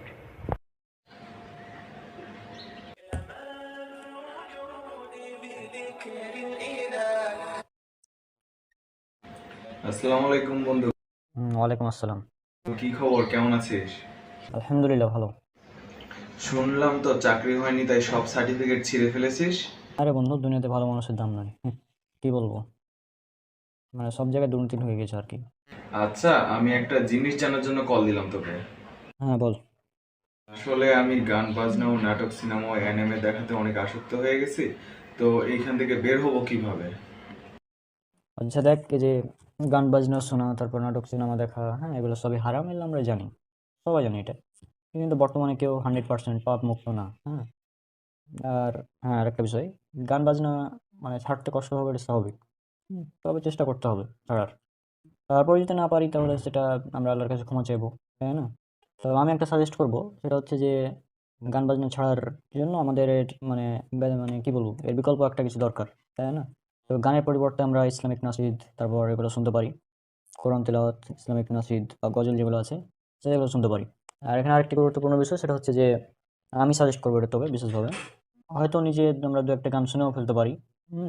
বা নাটক সিনেমা ইত্যাদি আমরা দেখতেও পারি, বা প্রচারিত যেগুলো নাটক আছে আর কি। তবে এগুলো দেখলেও শুনলেও অন্তত আমরা এগুলো শেয়ার করবো না, কারণ এটা শেয়ার করা আর বড় পাপ। কিন্তু আমি তো মাঝে মধ্যে ফেসবুক স্টোরি আর পোস্টে গানও শেয়ার করি। হ্যাঁ হ্যাঁ, তো এই নাটক গান বাজনা অনেক শেয়ার করে, সেটা আমিও জানি, এই জন্য তোকে বললাম। হ্যাঁ, আর এখানে আরেকটা বিষয় আছে, সেটা হচ্ছে রাসূল সাল্লাল্লাহু আলাইহি ওয়াসাল্লাম তিনি বলেছেন যে যে লোক সঠিক পথের দিকে ডাকে তার জন্য সে পথ অনুসারীদের প্রতিদানের সমান প্রতিদান রয়েছে, এতে তাদের প্রতিদান হতে সামান্য ঘাটতি হবে না। আর যে লোক বিভ্রান্তির দিকে ডাকে, পাপের দিকে ডাকে, অর্থাৎ পাপের দিকে ডাকে, তার উপর সে রাস্তার অনুসারীদের পাপের অনুরূপ পাপ বর্তাবে, এতে তাদের পাপ রাশি সামান্য হালকা করা হবে না। এটা হচ্ছে সহিহ মুসলিম, হাদিস নাম্বার 6697, এবং আন্তর্জাতিক নাম্বার হবে এটার হচ্ছে 2674। হ্যাঁ, আর জামিয়াত তিরমিজি হাদিস নাম্বার 2674, সুনান আবু দাউদ হাদিস নাম্বার 4609। হ্যাঁ, তো এই বিষয়গুলো আমাদের জানা উচিত। অর্থাৎ এই হাদিসের আলোকে আমরা বুঝতে পারি যে আমি যদি একটা গান ফেসবুকের স্টোরিতে আপলোড দিই, হ্যাঁ, তাহলে ওই স্টোরিতে যদি 100টা ভিউ হয়, তাহলে ওই 100 জন মানুষের যত পাপ, তত পরিমাণ পাপ আমার আমল নামে দেওয়া হবে। অর্থাৎ 100 জনের পাপ আমার আমল নামে দিয়ে দেওয়া হচ্ছে, তাহলে চিন্তা কর কি অবস্থা হবে। আসলে ভয়ঙ্কর ব্যাপার। আসলে এটা ভয়াবহ। আর শুধু তাই না, মৃত্যুর পরেও এই পাপ চলমান থাকবে। অর্থাৎ মরে যাওয়ার পরেও মানে দেখবি যে তোর আমল নামায় এ পাপ যুক্ত হচ্ছে এসব শেয়ার করার জন্য। তখন আফসোস করতে হবে যে কেন এগুলো শেয়ার করেছিলাম। হ্যাঁ, তাহলে কি করব আমি? আমি তো অনেক কিছু শেয়ার করেছি। যেহেতু শেয়ার করে ফেলেছিস, এখন যদি আল্লাহর কাছে ক্ষমা চাস, যতগুলো ডিলিট করা সম্ভব সেগুলো যদি ডিলিট করিস, হ্যাঁ, আর তাহলে ইনশাল্লাহ আল্লাহর কাছে ক্ষমা চাইলে আল্লাহ সব পাপ ক্ষমা করে দিবে, এবং ওয়াদা করতে হবে যে আমি পরবর্তীতে এগুলো পাপ আর করবো না, অর্থাৎ এগুলো শেয়ার করবো না। তাহলে তাই করি। আর আমি তো বললাম যে ওই হাদিসে আর উল্লেখ আছে যে যদি আমরা ভালো কাজ শেয়ার করি তাহলে ভালো কাজের সমপরিমাণ সব আমরা পাবো। অর্থাৎ আমি যদি একটা কি বলি, আমি যদি একটা ইসলামিক ভিডিও শেয়ার করি, তাহলে ওই ইসলামিক ভিডিওটা দেখে যত মানুষ উপকৃত হবে ততজনের সমপরিমাণ সওয়াব আমার আমল নামায় লেখা হবে। তাই এইসব গান বাজনা শেয়ার না করে ইসলামিক ভিডিও শেয়ার কর, এটা উত্তম, পাশাপাশি অনেক নেকিও হবে। তো জানতাম না আমি। ধন্যবাদ, অনেক উপকার করলি বন্ধু। হ্যাঁ, আসলে ধন্যবাদ বলা উচিত না, বলতে হয় জাযাকাল্লাহু খায়রান, অর্থাৎ আল্লাহ আপনাকে উত্তম প্রতিদান দান করুন, উত্তম বিনিময় দিন। খাইরান বন্ধু, আসসালামু আলাইকুম। হ্যাঁ, ওয়ালাইকুম আসসালাম রহমতুল্লাহি ওয়া বারাকাতুহু। 27 জুন রাতে যেটা করেছিল, আমি যখন ওই সার্টিফিকেট জ্বালিয়ে পুড়িয়ে ফেললাম, তারপরে আরও কিছু ঘটনা ছিল, সে সম্পর্কে আপনাকে এবার জানাচ্ছি তাহলে।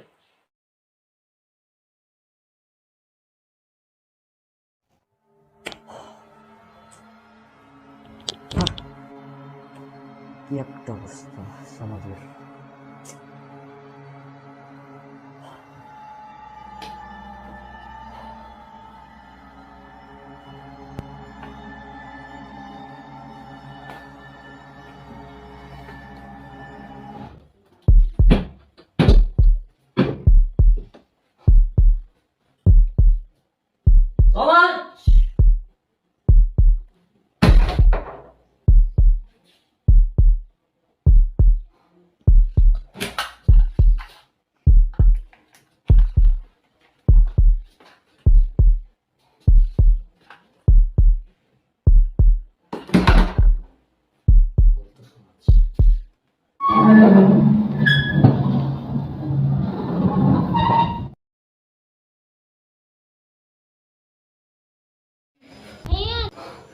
এই কি দেখলো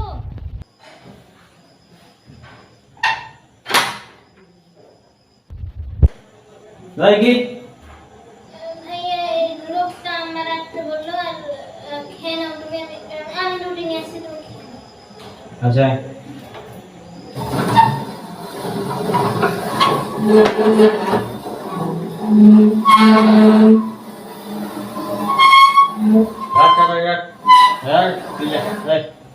यार ले जा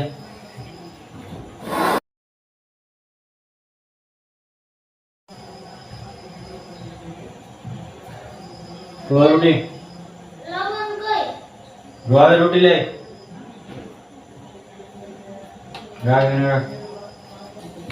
ठीक है ना হ্যাঁ আমি খাবো খাবি হ্যাঁ আচ্ছা ঠিক বস হ্যাঁ বসো এই হাত ধুয়েছিস হ্যাঁ হ্যাঁ আচ্ছা ঠিক আছে দাম আমি হাত ধুয়ে আসি আচ্ছা ঠিক আছে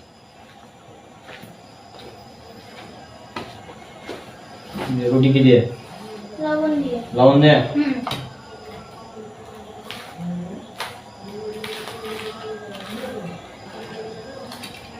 এই ধর চুপচাপ খাবি সমাজ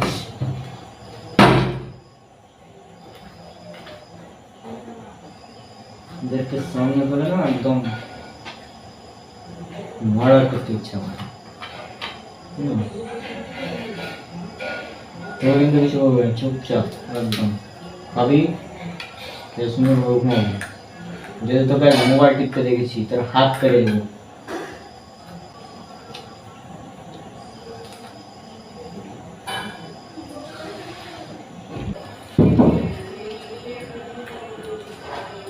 এই তো খাওয়ানি এখনো তাহলে এটা আরেকটু আমি এখন ওষুধ খাবো বুঝলি হুম ওষুধ খাবো এখানে মশারি টাঙাবি তারপর এটা চুপচাপ ঘুমাবি আর সিরিয়াল তোর হাতে মোবাইল দেখেছি আর হাত কাটা একদম তোর মুখে ভরে দেবো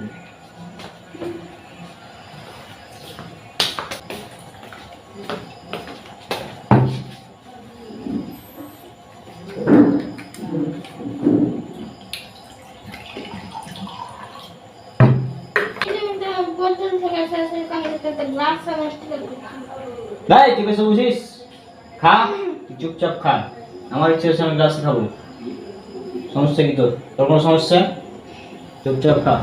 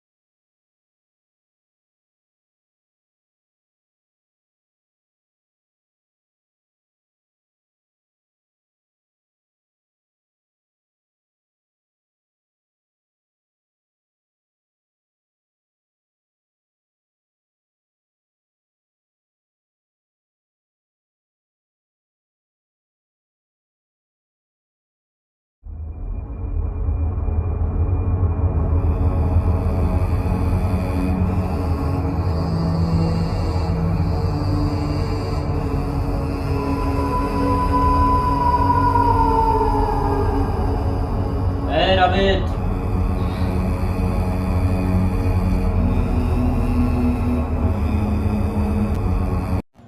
এই এটা কি এটা লিজ ধরছি এটা যা পানি খাই তাড়াতাড়ি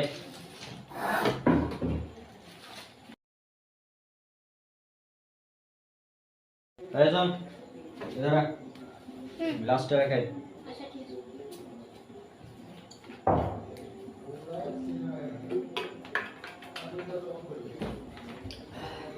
শোন হুম মশারি টাঙা আর থাম মশারি টাঙার আগে আগে এগুলো ঠিক কর এই চশমা করে নাও চশমা কর চশমাটা রাখ ওখানে রাখ ল্যাপটপ আগে এই কর সব রিফ্রেশ করে শাট ডাউন কর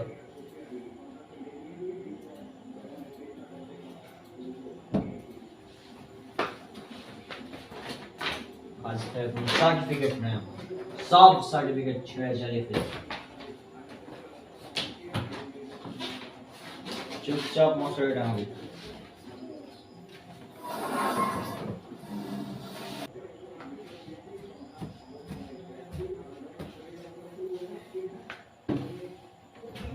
ভাইয়ের মেজাজ তো খারাপ হয়ে আছে, তো ভাইয়াকে একটু দাবা খেলতে বলি। ভাইয়া দাবা খেলবা? এই কি কি বলে? দাবা আজ না গাইছিস, মেজাজ খারাপ আছে এমনি, তুই আরো মেজাজ খারাপ করছিস। মারছো কেন? মারছিলাম না, মারছিলাম না, বুঝছিস না? হ্যাঁ, তুই জানিস না দাবা খেলা হারাম? দাবা হারাম মানে কি? দাবার নাম ধরে একদম হাদিসে উল্লেখ করা আছে যে যে ব্যক্তি দাবা বা পাশা খেললো সে যেন শুয়োরের মাংসের গোস্তে হাত ডুবালো, বুঝলি? আর জীবনে যদি দাবার নাম মুখে উচ্চারণ করেছিস তোর জিভ ভেঙে দেব, বুঝলি? তো যেটা বললাম সেটা কর, মশারিটা না। ঠিক আছে ঠিক আছে। সকালে তাড়াতাড়ি উঠতে হবে, ফজরে যদি না উঠতে পারিস তো তোর কি অবস্থা করবো এটা মনে রাখিস। ঠিক আছে। হ্যাঁ, আগে দেখ কোনটা কোন দিকে দেখি।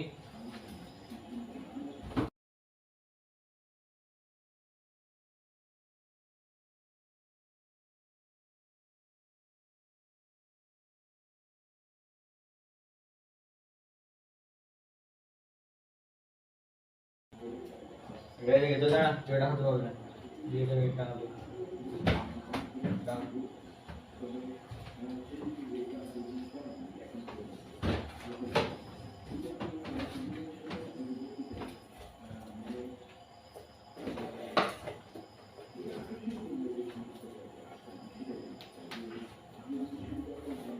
আরে ল্যাপটপ বন্ধ করতে পারবে না তো, ল্যাপটপের চার্জারে ল্যাং অফ করবে না, অফ কর।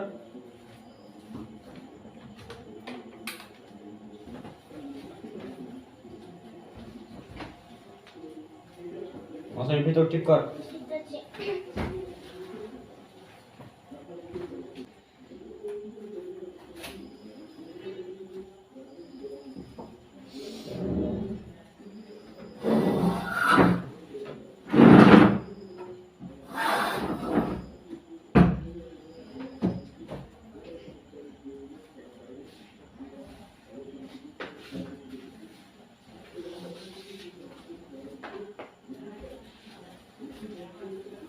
ব্রাশ করছিস? ব্রাশ করছিস? ব্রাশ করে আমি যাবো, তারপর ঠিক আছে। রেডি করে ব্রাশ করতে যাবি। আচ্ছা ঠিক আছে। যাই যা, তুই যা ব্রাশ করতে যা, আমি ঠিক করছি, যা যাই কর।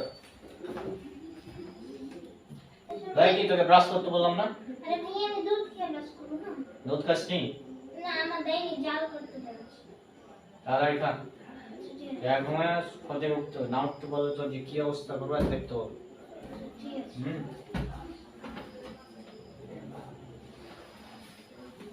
আর ঘুমাবে একদম।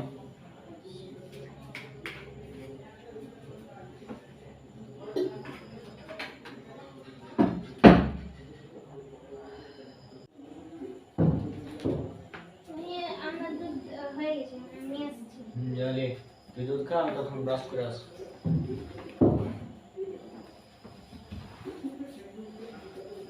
বস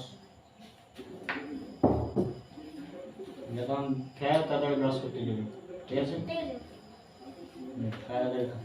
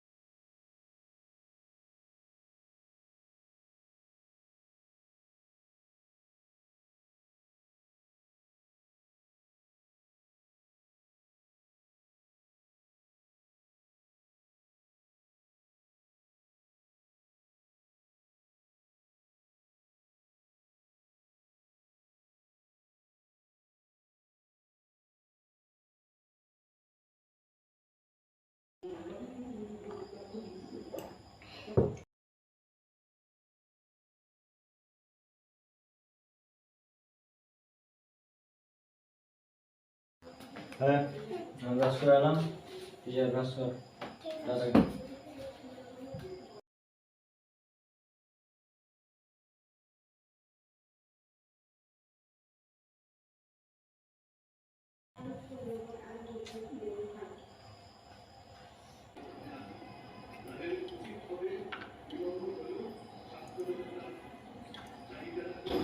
চাকরি তো হলো না, কাজ করে একটা পোস্ট দিয়ে হবে।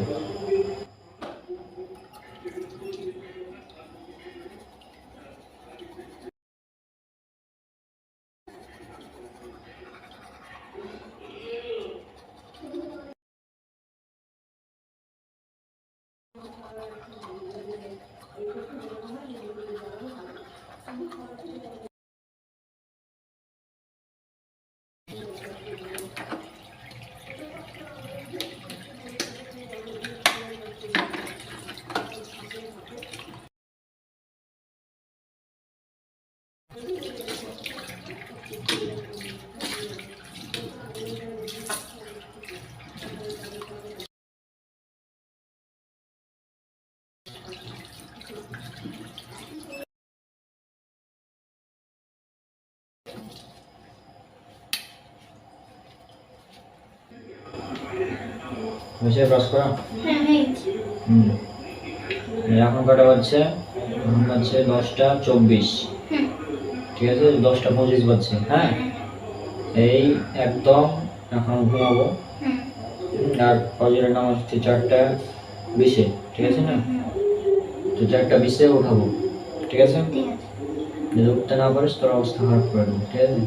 আচ্ছা, এই আমার লুঙ্গিটা বসিল আর না তো আছে। রান্নাতে আছে? হুম। আচ্ছা,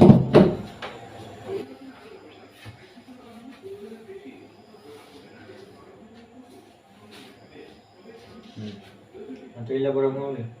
না আচ্ছা, এটা করে ঘুমাবো, এটা ঠিক কর। তো ঠিক আছে।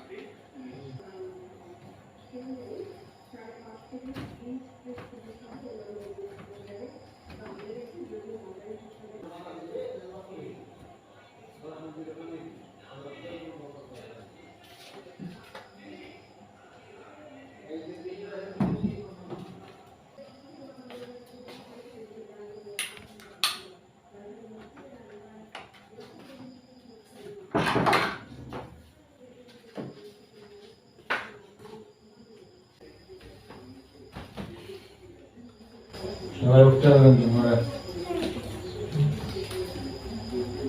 এদিক ঠিক করেছি না। মেয়েছি হ্যাঁ ভুলে গেছিলাম। ব্যথা দিব না।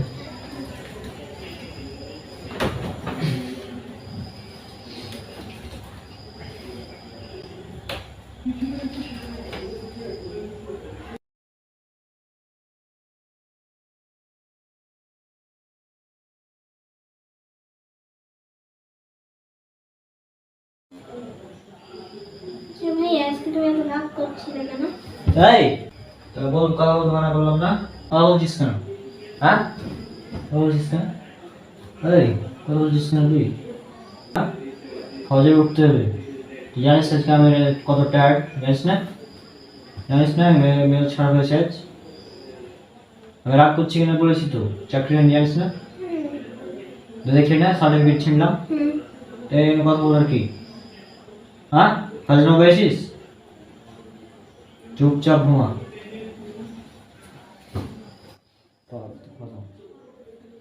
ঘুমা।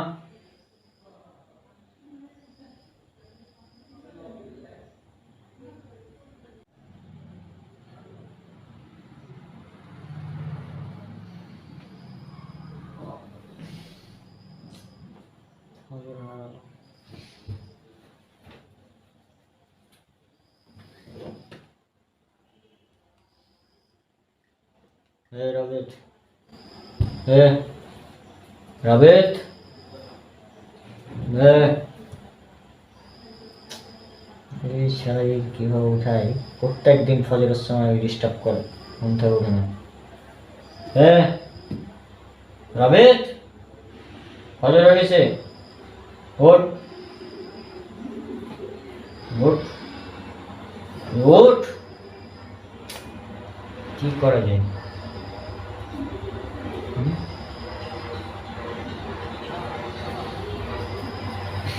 এভাবে উঠবে না, পানি না ছিটালে।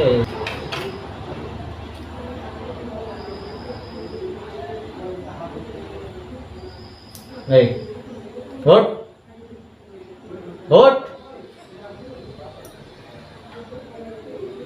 ওঠ, যাও।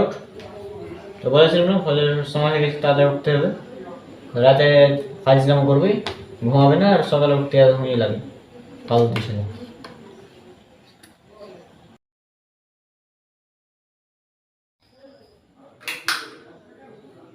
ওঠ ওঠ, ঘুম থেকে ওঠ, নামাজ পড়তে হবে ভাই।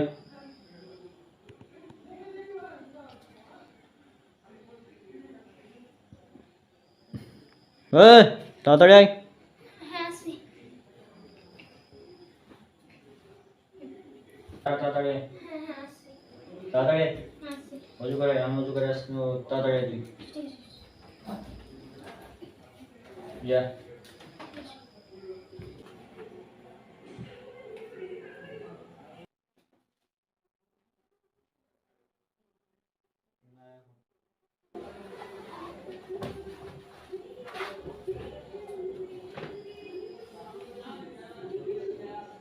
সুন্নত। আল্লাহু আকবার, আল্লাহু আকবার। আল্লাহু غير المغضوب عليهم ولا الضالين آمين. لم يكن له كفوا أحد. الله أكبر. سمع الله لمن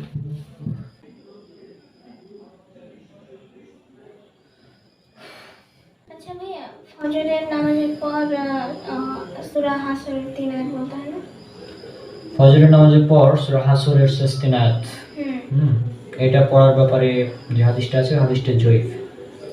হ্যাঁ, তো হাদিসটা জয়ীফ হওয়ার কারণে ওগুলো আমরা আমল করি না, ঠিক আছে। আর পাশাপাশি যদিও হাদিসটা জয়ীফ, কিন্তু একাকি যদি কেউ পড়ে তাহলে সে পড়তে পারবে। একাকি পড়লে বিদাত হবে না, কিন্তু যদি সম্মিলিতভাবে পড়ে, আমাদের মসজিদে দেখা যায় সম্মিলিত হয়, সব একসাথে পড়ে সূরা হাসরের শেষ 3 আয়াত, হ্যাঁ, তো ওইটা হচ্ছে বিদাত, ঠিক আছে। আর হাদিসটা জয়ীফ হাদিস আমলযোগ্য না, এক কথা। এই জন্য আমরা ফজরের নামাজের পর সূরা হাসরের শেষ 3 আয়াত পড়ি না। আর আমরা তো সম্মিলিত মোনাজাত করি না, কারণ সম্মিলিত মোনাজাত বিদাত, এটা তো জানো। হ্যাঁ, তো যাই হোক, এই বিষয়গুলো এখন হচ্ছে ফজরের নামাজ তো হলো, চলো এখন পড়তে বসবো, ঠিক আছে। আচ্ছা ঠিক আছে। বই আসবে না, পড়তে বসবো। ঠিক আছে। হ্যাঁ,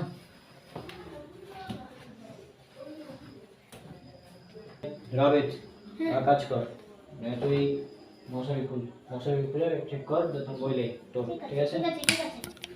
তাড়াতাড়ি।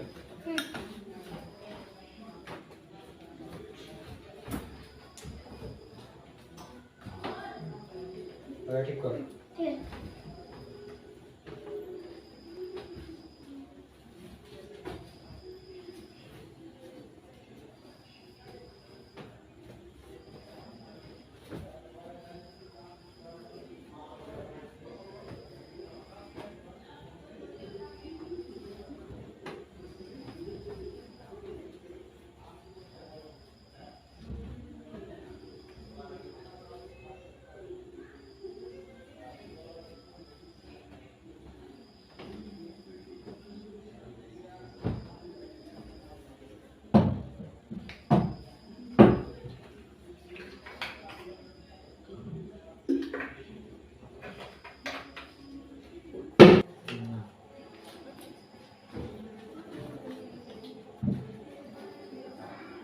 কি বড় আছে তোর?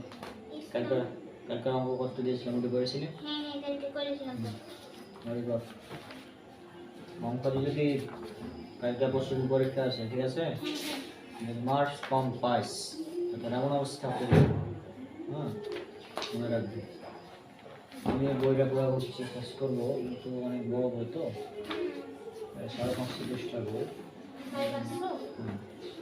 এই জন্য আর কি, এখন আমার 480 পৃষ্ঠাতে আসছি আর কি। আর কিছু করলে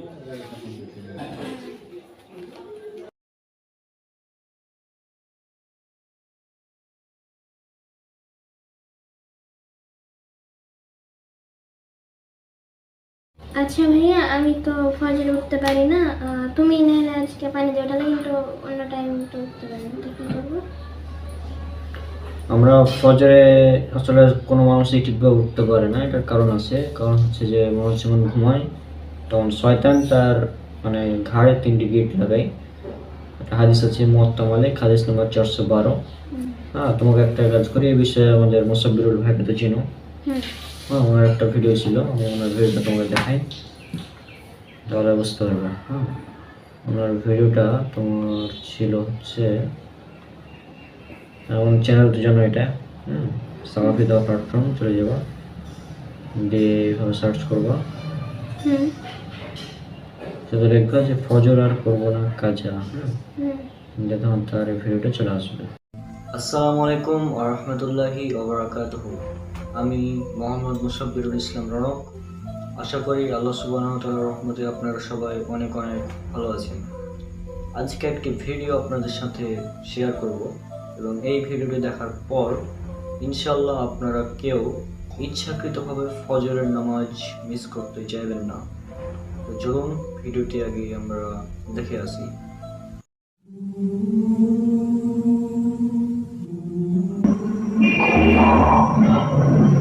আরো সময় আছে, ঘুম থেকে উঠিস না, ঘুমা, সকাল আরো মেলায় সময় আছে, সকালেতে ঘুমা, তুই ঘুমা।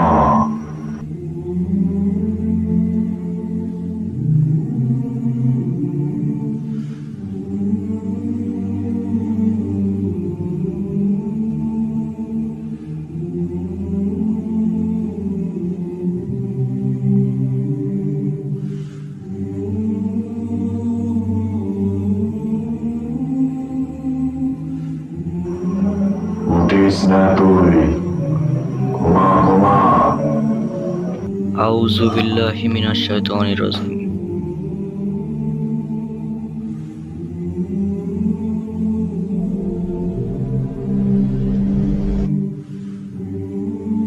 উজু করিস না, ঠান্ডা পানি, ঠান্ডা, উজু করবি না, না।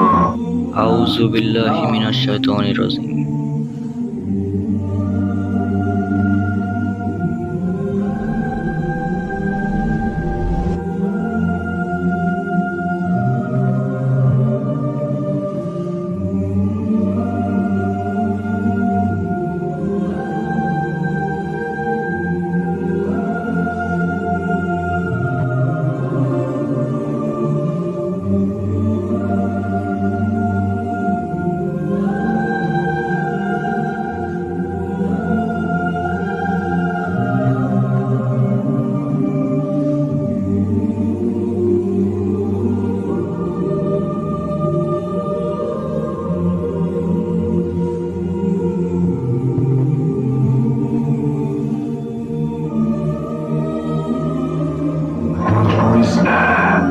নামাজ পড়িস না।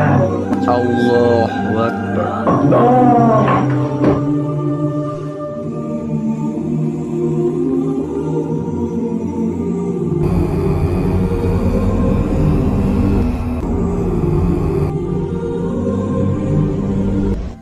আশা করি ভিডিওটি আপনাদের অনেক ভালো লেগেছে, এবং এটা হচ্ছে রাসূল সাল্লাল্লাহু আলাইহি সাল্লামের সেই হাদিস যেটা বর্ণিত আছে মুয়াত্তা ইমাম মালিক গ্রন্থের 412 নম্বর হাদিসে। এছাড়াও বুখারী এবং মুসলিম হাদিসেও এটি বর্ণিত রয়েছে। হাদিসটি হচ্ছে আবু হুরায়রা রাদিয়াল্লাহু আনহু থেকে বর্ণিত।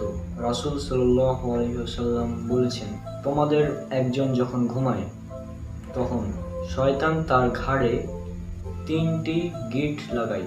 প্রতিটি গিটের স্থলে সে এই বলে মন্ত্রণা দেয় যে তোমার কাছে আরো অনেক সময় আছে, তুমি এখনো ঘুমাও। যদি সে ব্যক্তি জাগ্রত হয় এবং আল্লাহকে স্মরণ করে তাহলে তার একটি গিট খুলে যায়। এরপর যখন সে ব্যক্তি ওযু করে তখন তার দ্বিতীয় গিটটিও খুলে যায়। এবং এরপর যদি সে ব্যক্তি সালাত বা নামাজ আদায় করে তাহলে তার তৃতীয় গেটটিও খুলে যায়। ফলে সে প্রভাত করে উৎফুল্ল এবং কুলুষমুক্ত আত্মা নিয়ে।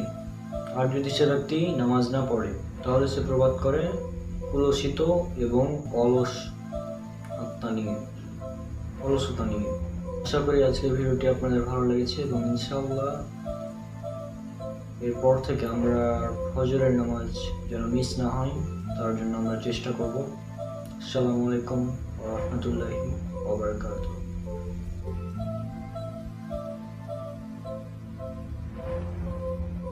তাহলে বুঝলাম। হুম তাহলে এই কারণে তাহলে আমাদের প্রথমে ঘুমটা বেরিয়ে যেতে হবে। হুম ওটা তখন আমাদের বলতে হবে আউযুবিল্লাহি সেকেন্ডে না উঠতে পারি, তাহলে সেকেন্ডটা বেরিয়ে যাবে। আচ্ছা, এভাবে করতে হবে, তাছাড়া তো আর কোনো উপায় নেই, সবার সাথে হয়। তো তোমার পড়া হলো কি? আর একটু আছে। আরেকটু আছে। আচ্ছা ভাইয়া, মোসাম্বিরুল ভাইয়ের সাথে তোমার পরিচয় কিভাবে হলো? মুসাব্বিরুল, সে আমার ক্লাসমেট, আমরা একসাথে পড়তাম। আমি, তারপর মুসাব্বিরুল, রেমস খান, তাহমিদ, অভিক, মাইনুল, এরা সব আমরা একসাথে পড়তাম। তো মুসাব্বিরুল সে হঠাৎ আগে অনেক স্টাইলিশ ছিল, আমার চাইতে ভালো স্টাইল করে ঘুরে বেড়াতো একদম, একদম হিরো। কিন্তু পরবর্তীতে সে মানে অনেক চেঞ্জ হয়ে গেল। অবশ্য তার দেখা দেখি আমি অনেকটা চেঞ্জ হয়েছি আগের থেকে। আমি তো এগুলো জানতাম না ইসলামের, আমি তো নামাজ পড়তাম না, কিন্তু মুসাব্বিরুল আমাকে এই বিষয়গুলো বলেছে, যার ফলে এগুলো হয়েছে। তার সাথে যখন আমি প্রথম সাক্ষাৎ করি, আমার কাহিনী কিন্তু এখানে শেষ না ভাই, এটা শুধু চ্যাপ্টার 1 ছিল। চ্যাপ্টার 2 এ আসল কাহিনী বাকি আছে, যেটা পরে কোনো একদিন আপনাকে শোনানো হবে ইনশাআল্লাহ। আচ্ছা আচ্ছা, এটা তাহলে শুধু চ্যাপ্টার 1 ছিল। আশা করছি চ্যাপ্টার 2 এ আমরা আরো ভালো কিছু শুনতে পারবো। তো আজকে যেহেতু নামাজের সময় হয়ে যাচ্ছে, তো চলো আমরা নামাজ পড়তে যাই।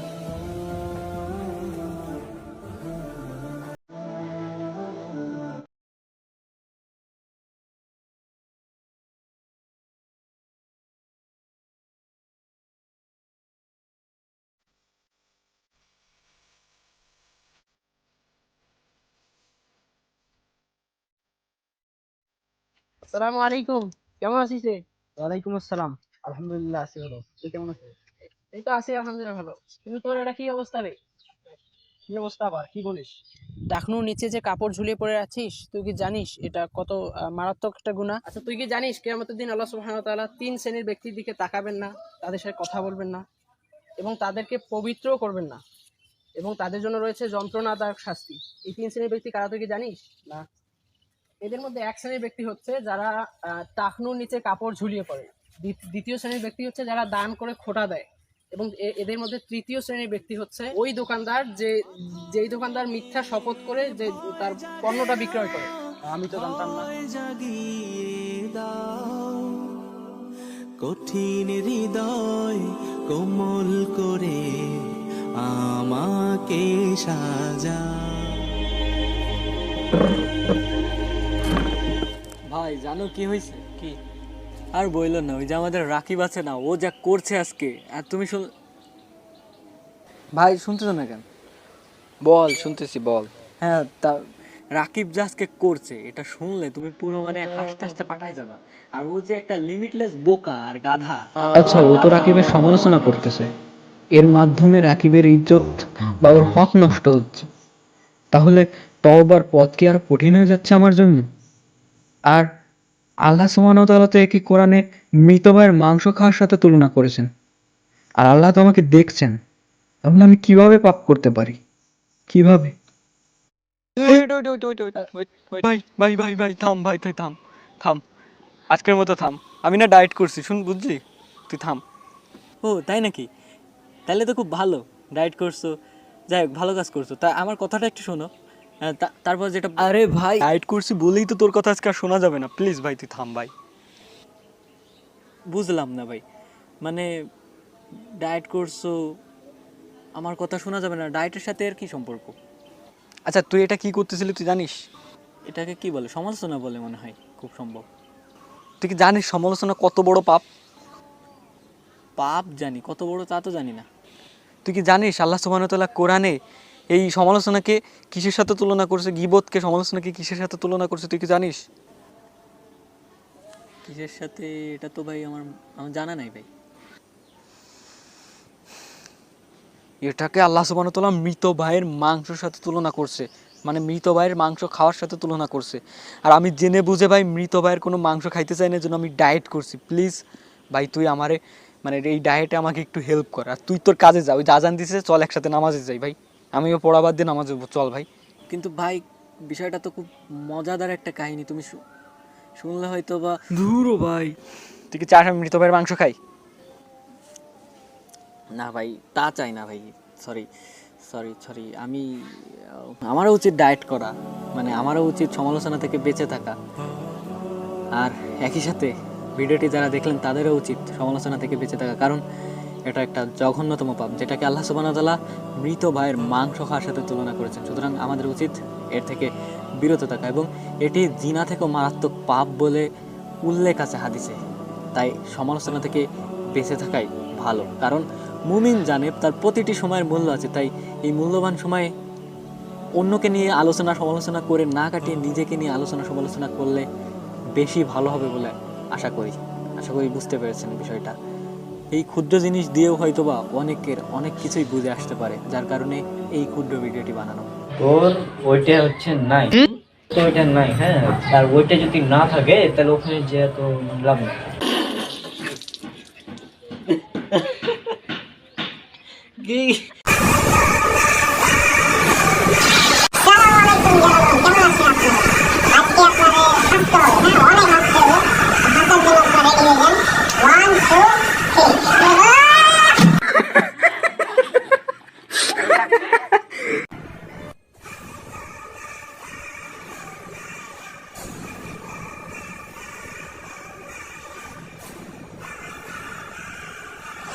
আরে ভাই আসসালামু আলাইকুম।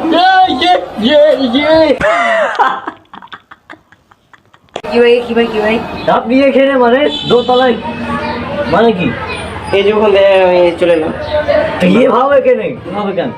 আরে আমি ভাবলাম যে এখানে আপনাকে দেখতে পেলাম নিচ থেকে, আমি ভাবছি যে এখানে চলে আসি। নবাবগঞ্জ যাওয়ার কথা বলেছিলাম না, ওখানে তো যেতে হবে নাকি? তো মানে কাজটা একটু বেশি জরুরি কাজ, অফিসে ডেকেছি তো, অফিসে যেতে হবে। তো কখন যাবা নাকি? যাবো, কিন্তু তোর তো হচ্ছে যে নাই। নাই মানে? তোর তো নাই, কিভাবে যাবে তুই? কি আরেকবার বলুন কে? আরে নাই মানে কি, আমি তো কিছু বলতে পারছি না। তোর ওইটা হচ্ছে নাই, হ্যাঁ। তোর তো ওইটা নাই, হ্যাঁ। আর ওইটা যদি না থাকে তাহলে ওখানে যে তো লাভ নেই। रुको जरा सबर करो। মানে নাই মানে কি? নাই তো দেখতে পাচ্ছি, চেহারা দেখ, ভালো করে দেখ। চেহারা মানে খুব কাল নাকটা সব কিছু ঠিক আছে। নাই তো। আরে নাই কি রে, কি নাই গো? নাই মানে কি?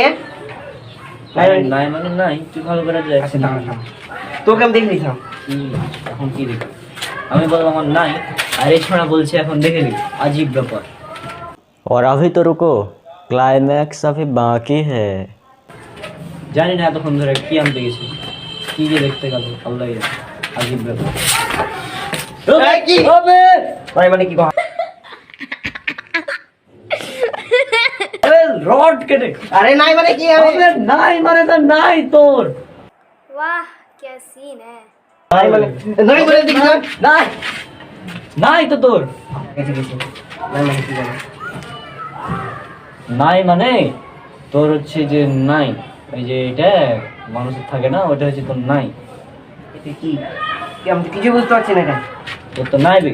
আরে নাই মানে কি? নাই মানে নাই। কি যে মনটা আছে কই? ওরে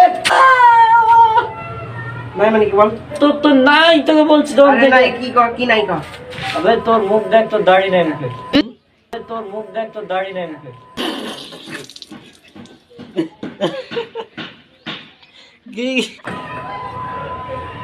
আর আমরা তো মসজিদের মিটিং এ যাচ্ছি, তাই না?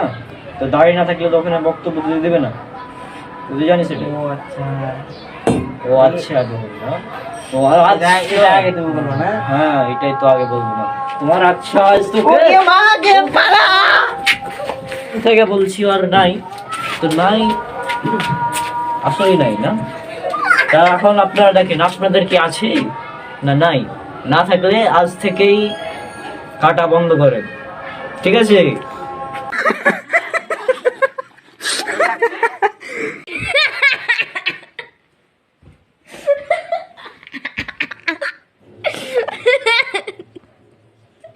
আচ্ছা তুই কি জানিস জাকির নায়েক স্যারের লেকচারগুলো কতটা তথ্যবহুল হয়? হ্যাঁ, আমিও 2-4বার শুনছিলাম আর কি। এখন দেখি আমারও আইডিতে এগুলো বেশি বেশি আসে। কিরে তোর চোখে কি হয়েছে? আরে ভাই, কালকে রাতে চোখে যে কি পড়ছে, তারপর থেকে এই অবস্থা। চোখটা জ্বালা পড়া করতেছে অনেক। আচ্ছা তুই হিন্দু বাড়িতে যা। আচ্ছা চোখে পানি দেস নাই? আরে ভাই, কালকে রাত থেকে পানির উপরেই আছি, জ্বালা পড়া কমার কোনো নামই নেই। আচ্ছা তুই তাইলে গোপাল দাদার কাছে যা, শুনছি উনি নাকি ভালোই ঝাড়ফুঁক করে। আচ্ছা ভাই চলেন তাইলে গোপাল দাদার কাছে যাই। আচ্ছা চল তাইলে যাই ভাই, চলেন। এ দাদা কই যাস? ভাই এখনই তো বললাম গোপাল দাদার কাছে যাই, চোখটা একটু ঝাড়ফুঁক করে আনতে যাই। আচ্ছা তুই কি জানিস তোর মনের অজান্তে কত বড় একটা ভুল করতে যাচ্ছিস? কি বলেন ভাই, ভুল? আচ্ছা তুই আমাকে বল, তুই যদি কোনো হুজুরের কাছে যাস তাহলে সে তোকে ঝাড়ফুঁক করবে কি দিয়ে? আচ্ছা জানিস না তুই? অবশ্যই কোরআনের কোনো সূরা বা আয়াত দিয়ে ঝাড়ফুঁক করবে।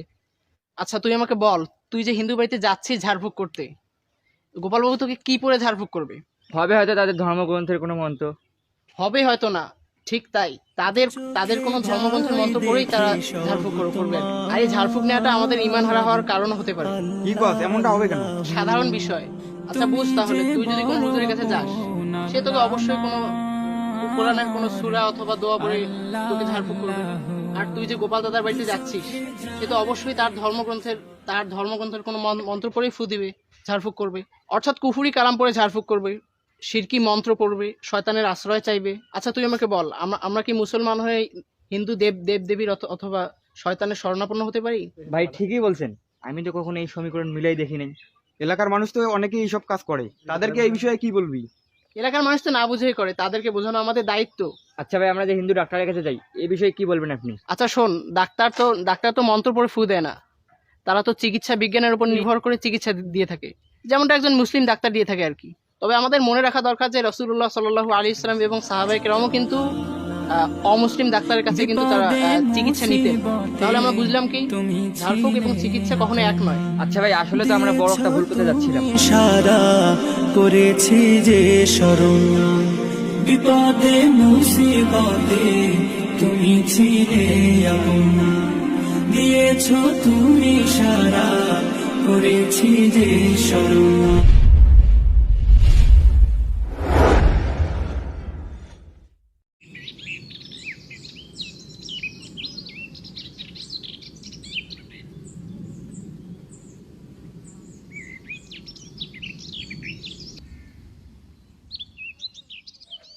আসসালামু আলাইকুম হুজুর, কেমন আছেন?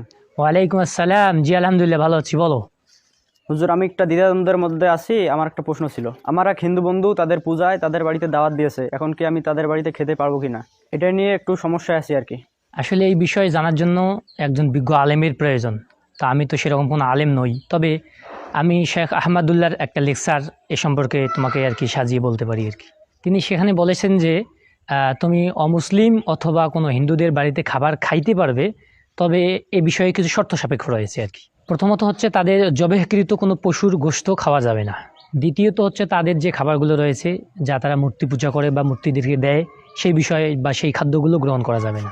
তৃতীয়ত হচ্ছে তাদের তুমি শুকনো খাবার খেতে পারবে, অথবা বাজার থেকে তারা যদি দোকান দেয় সেই দোকান থেকে কিছু ক্রয় করে নিয়ে এসে খেতে পারবে। তাদের বাজার থেকে কিনে আনা খাবারও খেতে পারবে, এমনকি তাদের রান্না করা খাবারও তুমি খেতে পারবে। যেমন ধরো তুমি শাকসবজি তাদের খেতে পারবে, কিংবা মাছ খেতে পারবে, ডিম খেতে পারবে। তবে এই বিষয়টি মনে রাখতে হবে, তাদের জবেহকৃত কোনো ধরনের পশু পাখির মাংস খাওয়া যাবে না, এটা একবারে নিষিদ্ধ। জাযাকাল্লাহ হুজুর, আমি যদি তাদের বাড়িতে যাই কখনো তাহলে আমি এই বিষয়গুলো মাথায় রাখার চেষ্টা করব। ঠিক আছে হুজুর, আমার একটু কাজ আছে, আমি যাই এখন। আসসালামু আলাইকুম।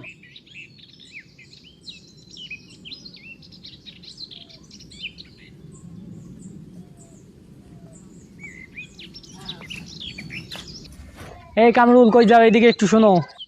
আরে এই হুজুরদের জন্য কোথাও যাওয়া যাবে না, কোথাও গেলেই এই হুজুররা পিছু ডাকে, খালি পিছু ডাকে। ধুর, এগুলো ভাল লাগে। আর এখন আবার হাজারটা প্রশ্ন করবে।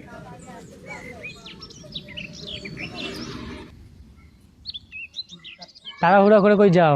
এই তো ওদের একটু পূজা দেখতে যাচ্ছি, তাদের প্রতিমাটা কিভাবে সাজাইছে এটা একটু দেখতে যাচ্ছি আর কি। তোমরা পূজা দেখার জন্য যাচ্ছ? তোমরা কি মুসলমানের সন্তান? তোমরা কি রাসূল সাল্লাল্লাহু আলাইহি ওয়াসাল্লামের উম্মত? হুজুর কি বলেন, আমাদের বাপ দাদা 14 পুরুষ হচ্ছে মুসলিম, আর আমরা তো অবশ্যই রাসূল সাল্লাল্লাহু আলাইহি ওয়াসাল্লামের উম্মত। তোমরা পূজা দেখতে যাচ্ছ কেন? ওটা তো তোমাদের উৎসব না, ওটা তো হচ্ছে হিন্দুদের উৎসব। ধুর হুজুর, আপনি এখনো আদিম যুগে পড়ে আছেন, আপনি জানেন না ধর্ম যার যা উৎসব সবার।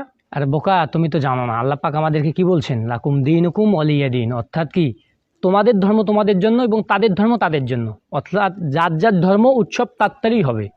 এবং তুমি একটা বিষয় লক্ষ্য করবে, যদি তোমার কোরবানির ঈদ যখন আসে, যদি তোমার কোনো হিন্দু ঘনিষ্ঠ বন্ধুকে তুমি দাওয়াত দাও, তাহলে কিন্তু ওই বন্ধু তোমার বাসাতে আসবে না, এটা কিন্তু মনে রাখতে হবে। তাহলে তোমরা মুসলমান হয়ে কিভাবে পূজা দেখতে যাচ্ছ, যেখানে আল্লাহ রাব্বুল আলামিনের সঙ্গে ভয়াবহ শিরক করা হচ্ছে?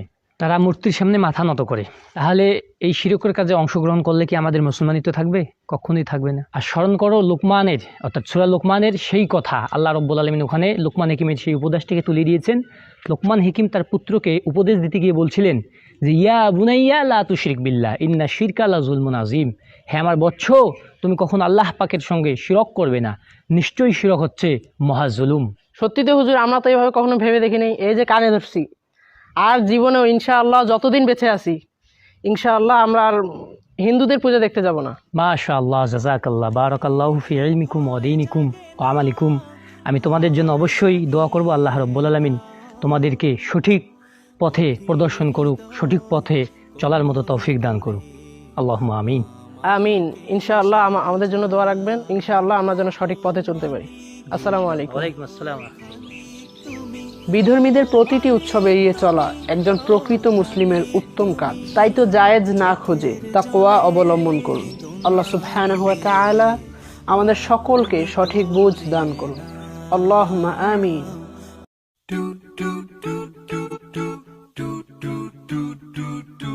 ভাই হ্যাঁ শুন কি ধর ও না বস